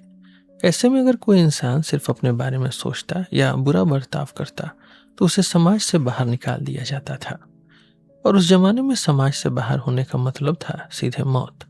इसके अलावा इंसानों के पास भाषा है। अगर कोई बुरा काम करता है तो उसकी खबर पूरे समूह में फैल जाती है और कोई उसकी मदद नहीं करता। इसलिए अपनी जान और फायदे के लिए ही सही, इंसानों ने दूसरों के फायदों का ध्यान रखना सीख लिया। तो क्या इंसान को दूसरों का 100% ध्यान रखना चाहिए और अपना बिल्कुल नहीं? नहीं। अगर कोई ऐसा करेगा तो वह अपना ही नुकसान कर बैठेगा। आज भी एक बहुत कम होने वाली बीमारी होती है, डिपेंडेंट पर्सनैलिटी डिसऑर्डर, जिसमें इंसान अपनी जरूरतों को बिल्कुल भूलकर सिर्फ दूसरों के लिए जीता है। पुराने जमाने में ऐसे लोगों के बच्चे नहीं बच पाए होंगे, क्योंकि वे हमेशा पहले दूसरों को खाना खिलाते होंगे। दूसरी तरफ 100% मतलबी यानी साइकोपैथ लोगों को समाज ने निकाल दिया होगा, इसलिए सिलेक्शन ने बीच का रास्ता चुना, यानी थोड़ा खुद का और थोड़ा दूसरों का ध्यान रखना, यानी एग्रीएबलनेस। मिलनसार होने का लेवल हमेशा बदलता रहता है। अगर समाज में सब लोग बहुत अच्छे और सीधे हैं, एग्रीएबल हैं, तो एक चालाक और मतलबी इंसान, एक साइकोपैथ, बहुत फायदे में रहेगा, क्योंकि वह सबको बेवकूफ बना लेगा। लेकिन जब उस जैसे चालाक लोग बहुत ज्यादा हो जाएंगे तो हर कोई एक दूसरे से लड़ेगा। तब कोई किसी पर भरोसा नहीं करेगा और समाज में रहना मुश्किल हो जाएगा। ऐसी स्थिति में एक अच्छा और मिलनसार, एक प्रो सोशल इंसान फिर से फायदे में आ जाएगा, क्योंकि कम से कम उसके अपने समूह में तो शांति होगी। इसे फ्रीक्वेंसी डिपेंडेंट सिलेक्शन कहते हैं। इसका मतलब है कि कोई भी क्वालिटी, कोई भी गुण, कोई भी ट्रेट तब तक फायदेमंद है जब तक वह समाज में कम हो, रेयर हो। ज्यादा मिलनसार होने के कुछ नुकसान भी हैं। एक स्टडी में लगभग 4000 एग्जीक्यूटिव्स, 4000 बिजनेसमैन को टेस्ट किया गया।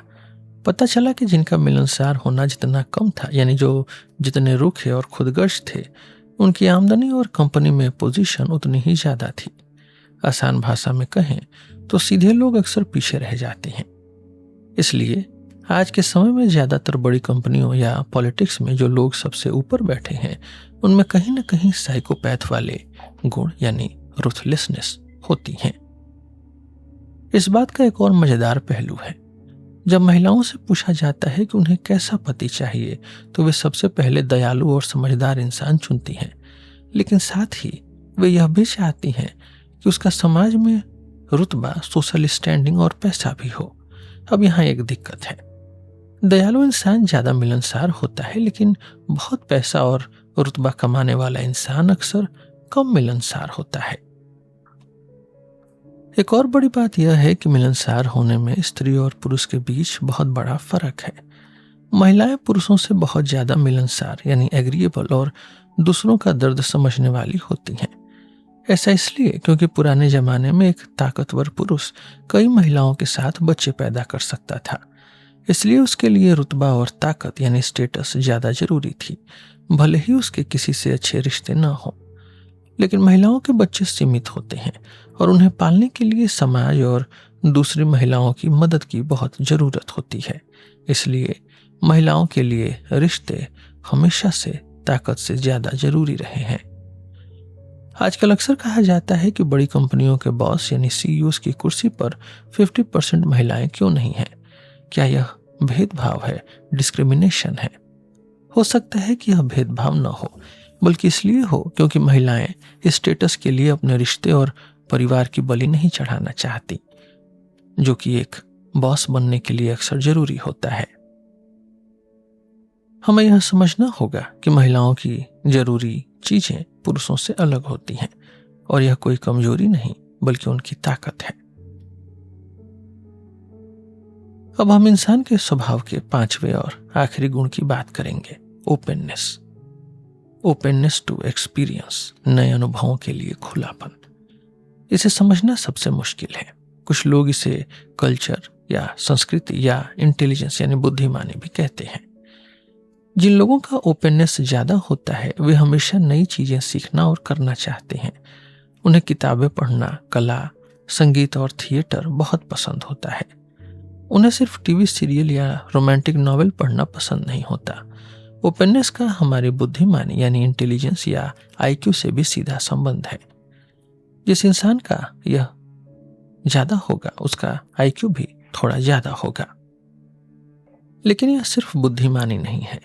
दुनिया में ज्यादा ओपननेस वाले लोगों का सबसे अच्छा एग्जाम्पल है कवि यानी पोएट्स और कलाकार यानी आर्टिस्ट। एलन गिन्सबर्ग की मशहूर कविता हाउल में ऐसे ही कलाकारों की बात है। इन कवियों और कलाकारों की 3 सबसे बड़ी खासियतें होती हैं। पहला, कल्पना यानी इमेजिनेशन। वे 2 बिल्कुल अलग चीजों को जोड़ सकते हैं, जैसे इमोशंस को खाने से जोड़ना। उनका दिमाग एक आम इंसान से ज्यादा खुला होता है। दूसरा, समाज से बगावत। वे समाज के पुराने नियमों को नहीं मानते, वे हमेशा नई चीजें ट्राई करते रहते हैं। और तीसरा, अध्यात्म यानी स्पिरिचुअलिटी। वे दुनिया की भागदौड़ से दूर किसी अनदेखी ताकत या शांति की तलाश में रहते हैं। शायद यही वजह है कि एलन गिन्सबर्ग की कविताओं और उनकी जिंदगी में अक्सर पागलपन की झलक देखने को मिलती है। उनकी कविता हाउल में हेलुसिनेशन, असलियत से दूर होना और अजीबोगरीब बातें शामिल हैं। गिन्सबर्ग की मां को भी साइकोसिस नाम की दिमागी बीमारी थी, जिसमें उन्हें आवाज सुनाई देती थी और लगता था कि लोग उन्हें जहर दे रहे हैं। खुद गिन्सबर्ग भी कुछ समय तक पागलों के अस्पताल में रहे। एक बार उन्होंने बताया कि जब वे लेटे हुए थे तो उन्हें मशहूर कवि ब्लेक की आवाज सुनाई दी। उन्हें लगा कि उनका शरीर हल्का हो गया है और वे पूरी दुनिया से जुड़ गए हैं। ऐसी अजीब बातें अक्सर स्किज़ोफ्रेनिया नाम की दिमागी बीमारी वाले लोगों को महसूस होती हैं।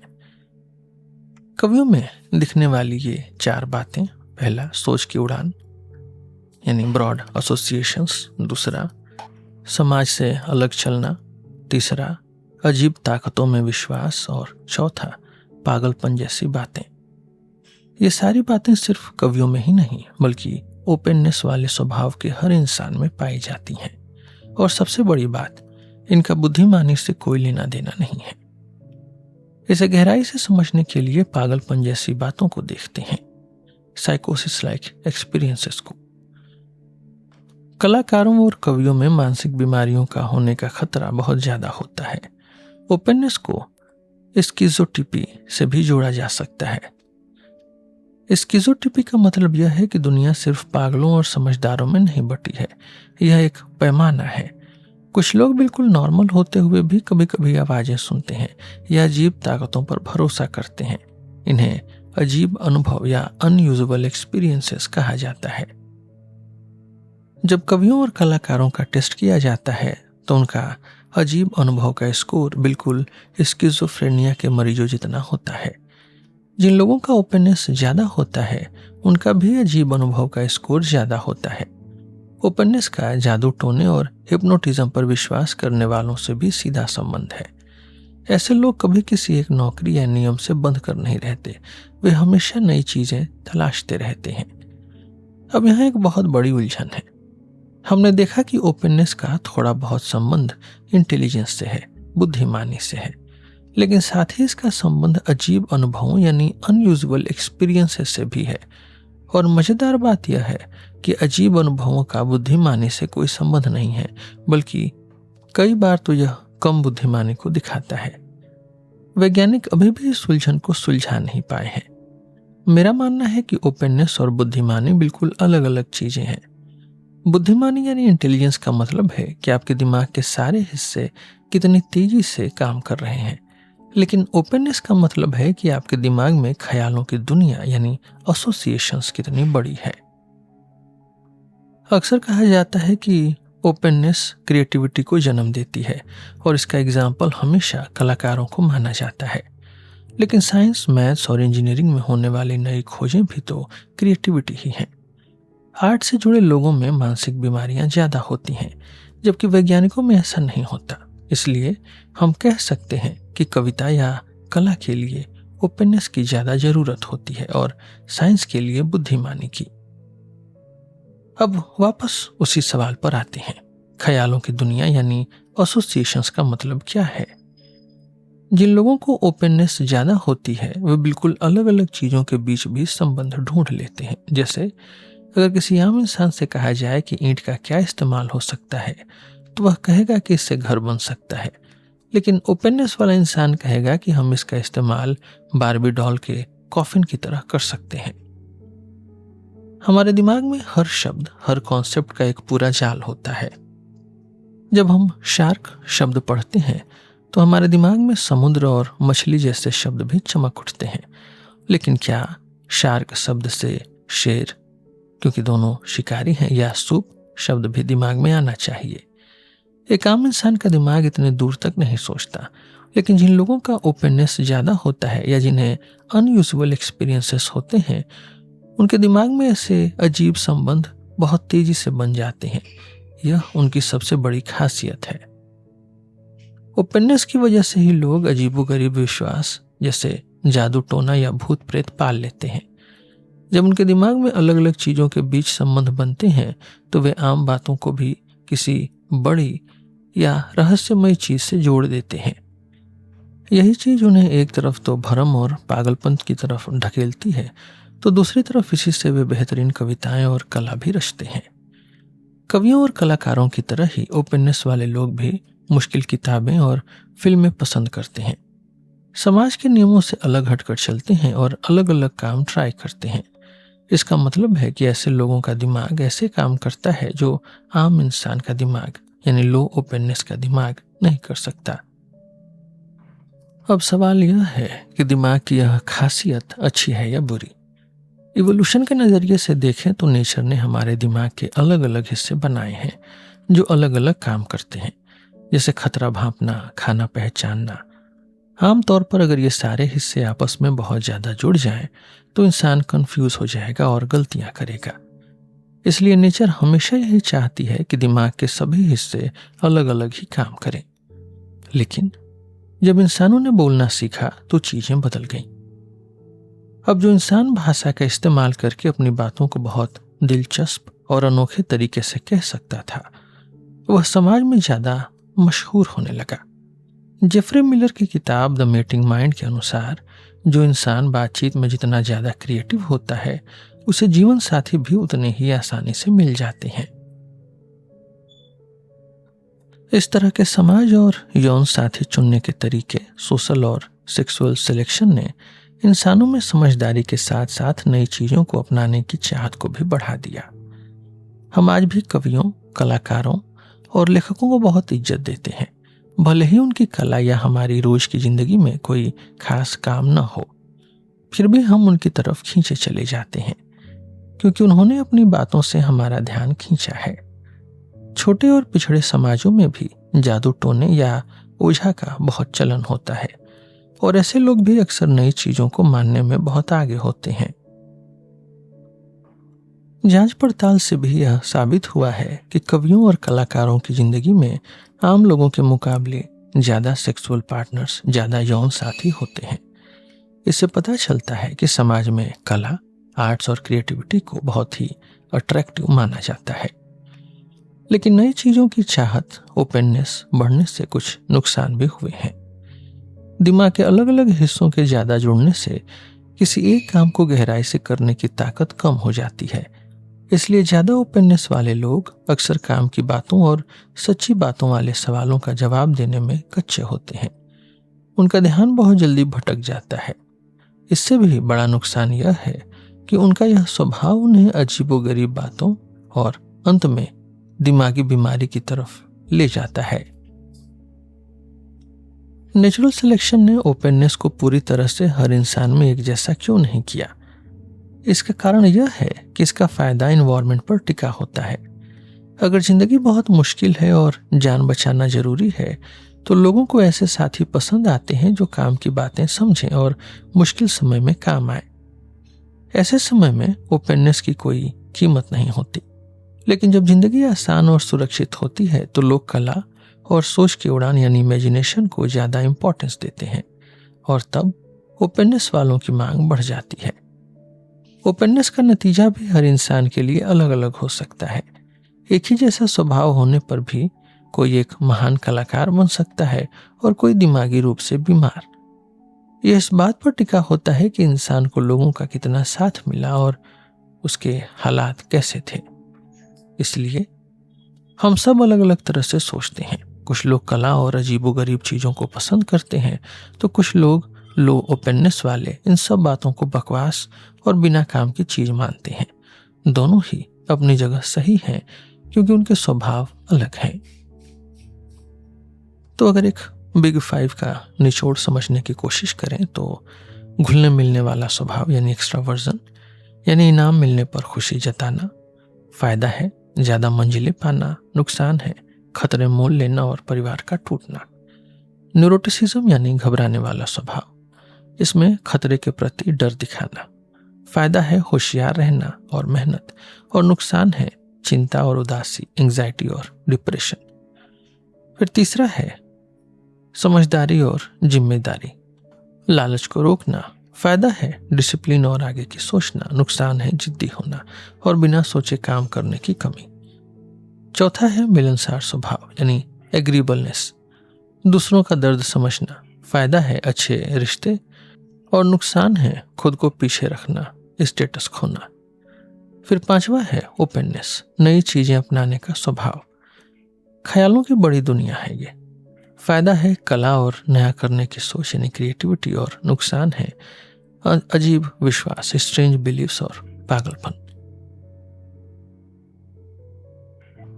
इस किताब में हमने देखा कि हमारी पर्सनैलिटी बहुत हद तक हमारे जीन्स पर टिकी होती है। वैज्ञानिक कहते हैं कि हमारा 50% स्वभाव यानी पर्सनैलिटी हमें हमारे माता पिता के जीन से मिलती है, लेकिन बाकी 50% का क्या? इसका मतलब है कि हमारे स्वभाव, हमारे पर्सनैलिटी का आधा हिस्सा, नॉन जेनेटिक हिस्सा, हमारे आसपास के माहौल, बचपन के एक्सपीरियंसेस, बीमारी, माता पिता के पालने के तरीके यानी पेरेंटिंग और स्कूल और दोस्तों से बनते हैं।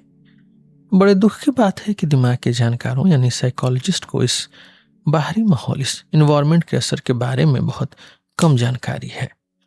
लोग सोचते हैं कि साइंस को पहले से ही पता था कि माहौल पर स्वभाव का क्या असर होता है और जीन का असर तो बाद में पता चला, लेकिन सच तो यह है कि जीन पर रिसर्च करने वाले ही अब बाहरी इन्वायरमेंट का असर खोजने में सबसे आगे हैं।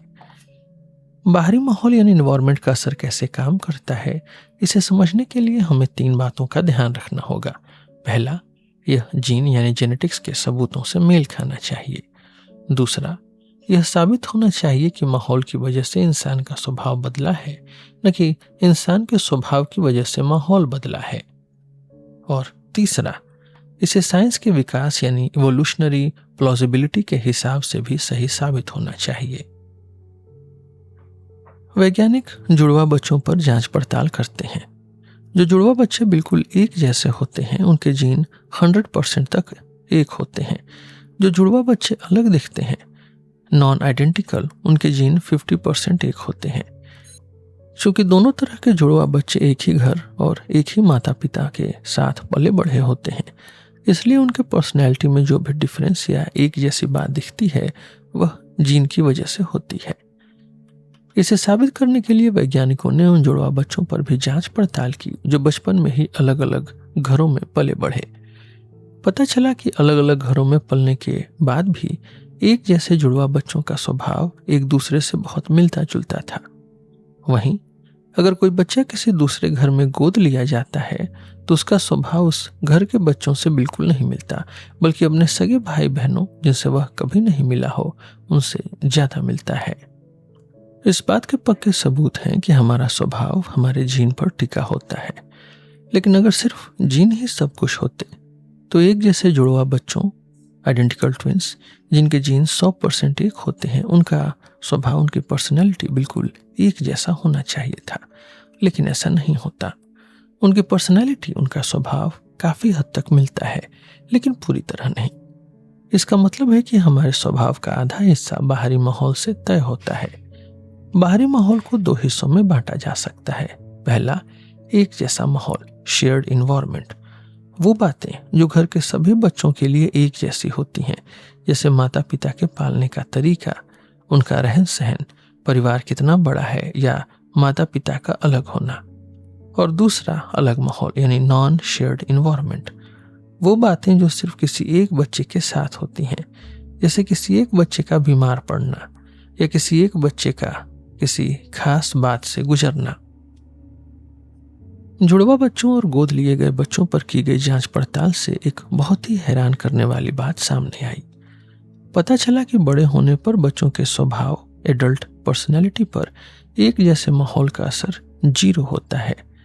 इसका सीधा मतलब यह है कि माता पिता के पालने के तरीके यानी पेरेंटिंग स्टाइल का, माता पिता के रहन सहन, पढ़ाई लिखाई या सोचने के तरीके यानी फिलॉसफी ऑफ लाइफ का, माता पिता के अलग होने या परिवार के आकार का, बच्चों के बड़े होने पर उनके स्वभाव पर कोई सीधा असर नहीं पड़ता। ध्यान रहे, यह बात बहुत मारपीट या बुरे बर्ताव वाले परिवारों पर लागू नहीं होती, क्योंकि ऐसी बातें पूरी जिंदगी के लिए गहरे निशान छोड़ सकती हैं। यह बात दिमाग के विज्ञान यानी साइकोलॉजी की दुनिया में पिछले कुछ सालों की सबसे बड़ी और हैरान करने वाली खोज है। इसका मतलब है कि हमें पुरानी सोच बदलनी होगी, जो मानती थी कि माँ के प्यार की कमी या पिता के पास न होने से बच्चा वैसा बन जाता है। अगर ऐसा होता तो एक ही घर में पले बढ़े बच्चों का स्वभाव एक जैसा होना चाहिए था, लेकिन रिसर्च बताती है कि ऐसा नहीं है। अब आप सोचेंगे कि कुछ रिपोर्ट्स तो कहती हैं कि अलग हो चुके माता पिता के बच्चे अक्सर बड़े होकर खुद अलग हो जाते हैं, या डिप्रेशन वाली माँ का बच्चा भी उदासी का शिकार होता है। यह बिल्कुल सच है। लेकिन ऐसा इसलिए नहीं होता क्योंकि बच्चे ने यह बर्ताव सीखा है, बल्कि ऐसा इसलिए होता है क्योंकि बच्चे को माता पिता से वही जीन मिले हैं जिनकी वजह से माता पिता अलग हुए या उन्हें डिप्रेशन हुई। यानी असर माहौल का नहीं बल्कि जीन का है। वैज्ञानिक कहते हैं कि अगर बाहरी माहौल का हमारे पर्सनैलिटी पर असर होता है तो वह सीधा नहीं बल्कि बहुत कॉम्प्लेक्स होता है। इसे साबित करने के लिए किसी भी थ्योरी को 3 तरीके से पास करने होंगे। पहला, यह जीन वाली जांच पड़ताल से मेल खानी चाहिए। दूसरा, यह साबित होना चाहिए कि माहौल की वजह से स्वभाव बदला है, न कि स्वभाव की वजह से माहौल। जैसे माता पिता बच्चों के साथ अलग अलग बर्ताव इसलिए करते हैं क्योंकि बच्चों का स्वभाव अलग होता है, न कि अलग बर्ताव की वजह से बच्चों का स्वभाव अलग होता है। और तीसरा, यह इंसान के विकास यानी इवोल्यूशनरी प्लॉजिबिलिटी के हिसाब से सही होनी चाहिए। इवोल्यूशन को समझने के लिए डेफनिया यानी पानी का कीड़ा पिस्सू का उदाहरण लेते हैं। डेफनिया के सिर पर एक कलगी होती है। मजेदार बात यह है कि कलगी का होना जीन पर टिका नहीं होता बल्कि पानी के माहौल पर टिका होता है। अगर पानी में डेफनिया को खाने वाले शिकारी मौजूद हैं तो डेफनिया के सिर पर कलगी उगाती है, कलगी उसे शिकारियों से बचाती है। डेफनिया ऐसा इसलिए कर पाते हैं क्योंकि नेचर ने उनके अंदर एक खास तरीका बनाया है। अगर पानी में शिकारी हो तो कलगी उगा लो। इंसान के स्वभाव के साथ भी ऐसा ही होना चाहिए। अगर हमारा स्वभाव किसी बाहरी बात से बदलता है तो वह बात ऐसी होनी चाहिए जो आने वाले कल को सही जानकारी दे सके। कुछ लोग कहते हैं कि बचपन में माँ बाप के साथ जो रिश्ता होता है, मदर इन्फेंट बॉन्ड, इंसान बड़े होकर बाकी लोगों से भी वैसा ही रिश्ता बनाता है। लेकिन इवोल्यूशन के हिसाब से यह बात बिल्कुल बेतुकी है। आपकी माँ बीमार हो सकती है, गुस्से वाली हो सकती है या परेशान हो सकती है। नेचर आपके पूरे जीवन का स्वभाव सिर्फ एक इंसान के बर्ताव पर कैसे तय कर सकती है?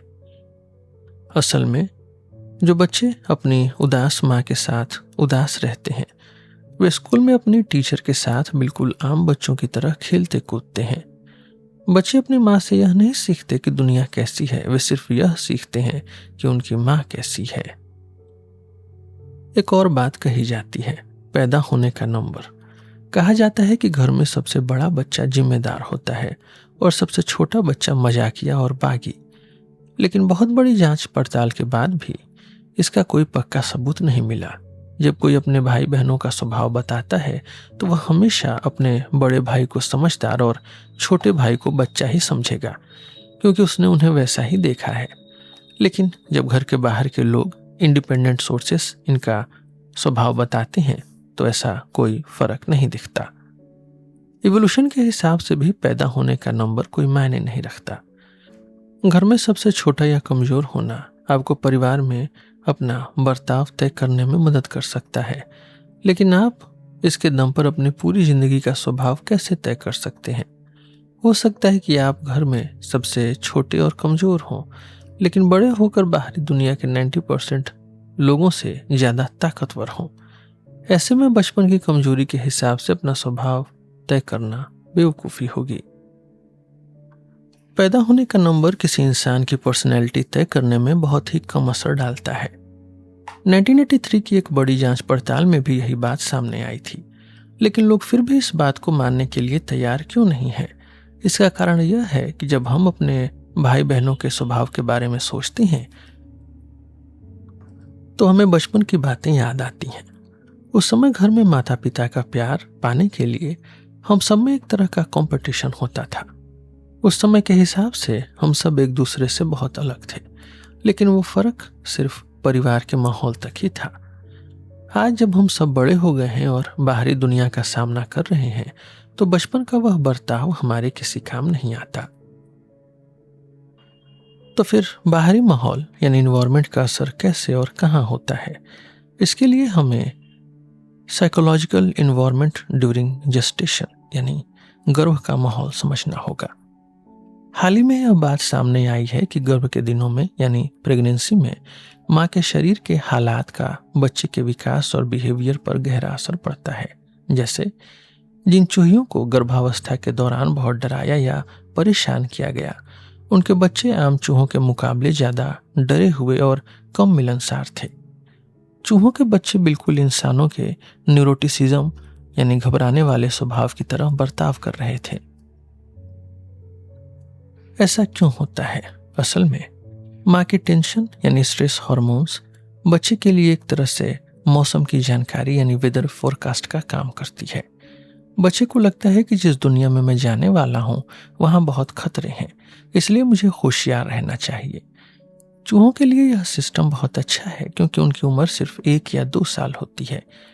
अगर आज उनकी माँ को खतरा लग रहा है तो बहुत मुमकिन है कि अगले 2 सालों तक वह खतरा बना रहे।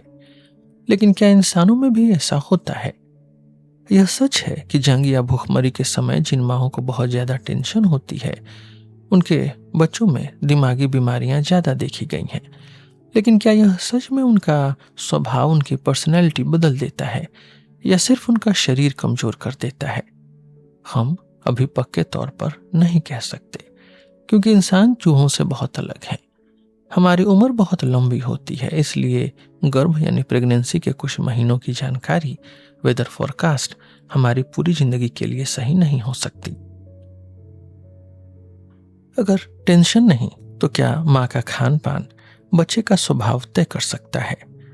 पुराने जमाने में हंटर गैदरर में अगर माँ के पास खाने की कमी होती थी तो इसका मतलब था कि पूरे समाज में भूखमरी पड़ी है और यह भूखमरी कई सालों तक चल सकती थी। ऐसे में जो बच्चे कम वजन यानी लो बर्थ वेट के पैदा होते थे उनका शरीर कम खाने में भी जिंदा रहने के लिए तैयार हो जाता था। लेकिन आज के जमाने में जहाँ खाना भरपूर है, यही ढल जाने की आदत उनके लिए नुकसानदेह हो जाती है और उन्हें डायबिटीज जैसी बीमारियां हो जाती हैं। हो सकता है कि खाने की कमी होने पर बच्चों का स्वभाव भी बदल जाता हो, वे कम मिलनसार और कम घूमने वाले बन जाते हों। लेकिन यहां भी एक पहेली है। अगर गर्भ का असर इतना ही पक्का होता तो एक साथ पलने वाले जुड़वा बच्चों का स्वभाव बिल्कुल एक जैसा होना चाहिए था, क्योंकि वे एक ही समय पर एक ही माँ के गर्भ में पलते हैं।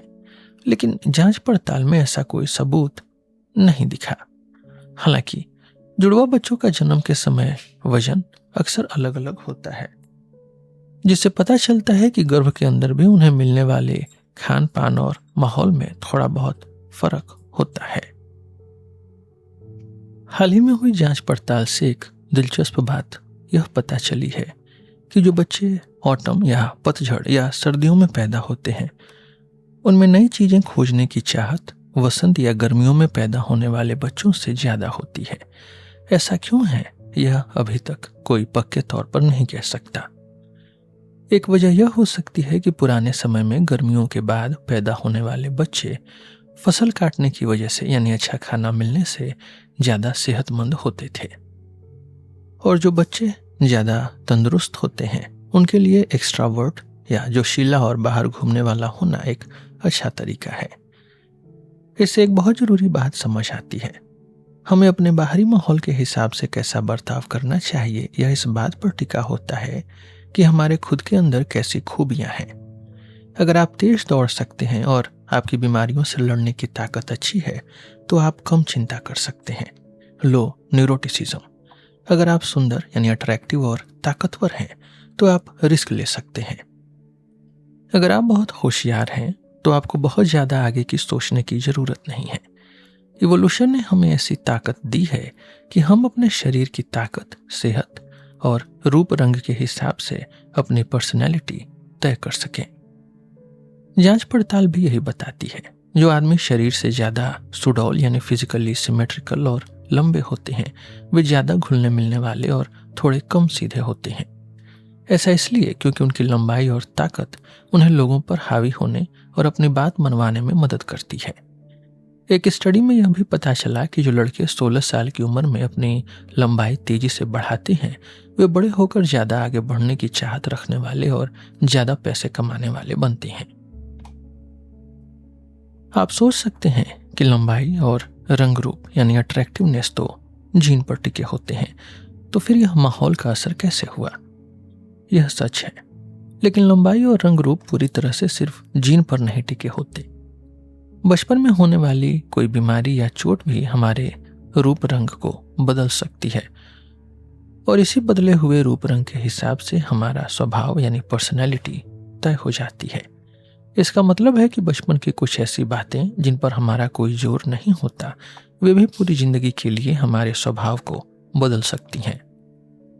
तो क्या अब हम बड़े होने के बाद अपना स्वभाव बदल सकते हैं? इस किताब में हमने देखा है कि हमारे दिमाग की बनावट हमारे जीन और बचपन की उन बातों से तय होती है जिन पर हमारा कोई जोर नहीं था, कोई कंट्रोल नहीं था। तो क्या इसका मतलब यह है कि हमारा स्वभाव कभी नहीं बदल सकता? क्या अपनी कमियों को दूर करने की कोशिश करना उतना ही बेकार है जितना कि बड़े होने के बाद अपनी लंबाई बढ़ाने की कोशिश करना? इन सवालों का जवाब देने से पहले हमें यह समझना होगा कि क्या किसी इंसान की पूरी जिंदगी सिर्फ बिग 5 के 5 नंबरों यानी स्कोर से तय हो सकती है। अगर हम इन 5 स्कोर्स को बहुत बारीकी 10 पॉइंट्स तक से नापें तो दुनिया में 1 लाख तरह के अलग अलग कॉम्बिनेशंस बन सकते हैं। इसका मतलब यह हुआ कि ब्रिटेन में मेरे जैसे स्वभाव वाले कम से कम 200 लोग और होंगे। तो क्या वे सब भी मेरी तरह पर्सनैलिटी मॉडल पर ही किताब लिख रहे होंगे? बिल्कुल नहीं। उनका स्वभाव मुझसे मिलता जुलता हो सकता है, लेकिन उनकी जिंदगी मुझसे बहुत अलग होगी। दिमाग को समझने वाले साइकोलॉजिस्ट डैन मैकएडम्स के अनुसार किसी भी इंसान को समझने की 3 लेवल्स होते हैं। पहला, बिग 5 ट्रेट्स, जो हमारा पक्का स्वभाव है और जिसे बदला नहीं जा सकता। दूसरा, आदत और बर्ताव, कैरेक्टरिस्टिक्स, बिहेवियर पैटर्न्स। यह इस बात पर टिका होता है कि हम अपने स्वभाव का इस्तेमाल कहाँ करते हैं। जैसे एक बहुत घुलने मिलने वाला इंसान बर्फीले पहाड़ों पर जा सकता है, दूसरा हवा में उड़ने का शौक पाल सकता है और तीसरा सिर्फ पार्टियों में जाकर मजा ले सकता है। तीसरा, जिंदगी की कहानी, पर्सनल लाइफ स्टोरी। यह सबसे खास बात है। 2 लोग एक जैसा काम करके भी अपनी जिंदगी को अलग अलग तरीके से बता सकते हैं। एक इंसान अपने अकेलेपन को एक दुख भरी कहानी बता सकता है तो दूसरा उसे आजादी मान सकता है। हम अपनी कहानी कैसे बनाते हैं, यह हमारी पहचान का सबसे जरूरी हिस्सा है, जिसे कोई भी 5 फैक्टर मॉडल नहीं बता सकता। इंसान का पक्का स्वभाव, उसका बेसिक ट्रेड्स उम्र के साथ थोड़ा बदलता है। जैसे जैसे उम्र बढ़ती है लोग ज्यादा मिलनसार और समझदार हो जाते हैं, वहीं उनका जोश, ओपननेस और चिंता यानी न्यूरोटिसिज्म थोड़ी कम हो जाती है। जवानी में हमें दूसरों से आगे निकलना होता है, लेकिन बुढ़ापे में हमें परिवार और समाज से जुड़ना होता है। इसलिए समय के साथ यह बदलाव बिल्कुल सही है। हम अपने बर्ताव के तरीके यानी बिहेवियर पैटर्न्स को आसानी से बदल सकते हैं। जैसे एक जोशीला इंसान खतरनाक बाइक चलाने की जगह कोई सुरक्षित खेल चुन सकता है। हम अपने बर्ताव को 2 तरह से बदल सकते हैं। पहला तरीका है बहाव के साथ, विथ द स्पिन, और दूसरा है बहाव के खिलाफ, अगेंस्ट द स्पिन। अगर किसी को शराब की लत है तो वह उसे पूरी तरह छोड़ सकता है। यह बहाव के खिलाफ जाना है। इसके लिए हमें अपने दिमाग का इस्तेमाल करके अपनी बुरी आदतों को रोकना पड़ता है। हम अपनी जिंदगी की कहानी को भी नया रूप दे सकते हैं। अगर आपके पास पैसे नहीं हैं तो आप इसे अपनी कमी या फिर अपनी सादगी दोनों मान सकते हैं। यह पूरी तरह आपकी सोच पर टिका है। जिन लोगों में घबराने वाला स्वभाव ज्यादा है उनके लिए अपनी कहानी को अच्छा मानना बहुत मुश्किल होता है। ऐसे लोगों को अपनी सोच बदलने के लिए बातचीत वाले इलाज यानी कॉग्निटिव बिहेवियर थेरेपी की जरूरत पड़ सकती है। अगर आप खुद से नाखुश हैं तो सबसे पहले अपनी कहानी को एक नया और अच्छा नजरिया दें, फिर अपनी ताकत को किसी अच्छे काम में लगाएं। ज्यादा चिंता वाले लोग अंदर से बहुत दर्द सहते हैं। ऐसे लोगों को बहाव के खिलाफ वाले तरीके अपनाने चाहिए। इसमें एक्सरसाइज, योगा, मेडिटेशन, डॉक्टर से बातचीत और दवाइयां शामिल हैं। अपनी भलाई के लिए मदद मांगने में कोई शर्म नहीं होनी चाहिए। हमारा स्वभाव कैसा भी हो, हम अपने बिहेवियर के लिए, अपने बर्ताव के लिए खुद जिम्मेदार हैं। कोई भी स्वभाव पूरी तरह से अच्छा या बुरा नहीं होता। हमें बस अपनी खूबियों का सही इस्तेमाल करना सीखना है। मान लीजिए आप बहुत चिंता करने वाले और शर्मीले हैं, न्यूरोटिक और लो एक्स्ट्रावर्जन। आप किसी बड़े प्रोग्राम में लोगों के सामने भाषण नहीं दे सकते, लेकिन आप चुपचाप बैठकर किसी चीज की गहराई से जांच का शानदार काम कर सकते हैं। इसी तरह अगर आप लोगों से कम घुलते मिलते हैं तो आप दूसरों को अच्छी सलाह देने वाले नहीं बन सकते, लेकिन आप एक बहुत अच्छे काम को संभालने वाले यानी ऑर्गेनाइजर बन सकते हैं, जो बिना किसी इमोशन में बहे कड़े फैसले ले सके। आज की दुनिया में हर तरह के स्वभाव वाले लोगों के लिए सही जगह मौजूद है। आपको बस अपनी खूबियों के हिसाब से सही काम और सही जगह चुननी है। इसका मतलब आपका स्वभाव, आपकी पर्सनैलिटी बदलना नहीं है। इसका मतलब है खुद को गहराई से समझना और समझदारी से फैसले लेना। अगर इस किताब से आपको खुद को समझने में थोड़ी भी मदद मिली है तो इसे लिखना सफल रहा।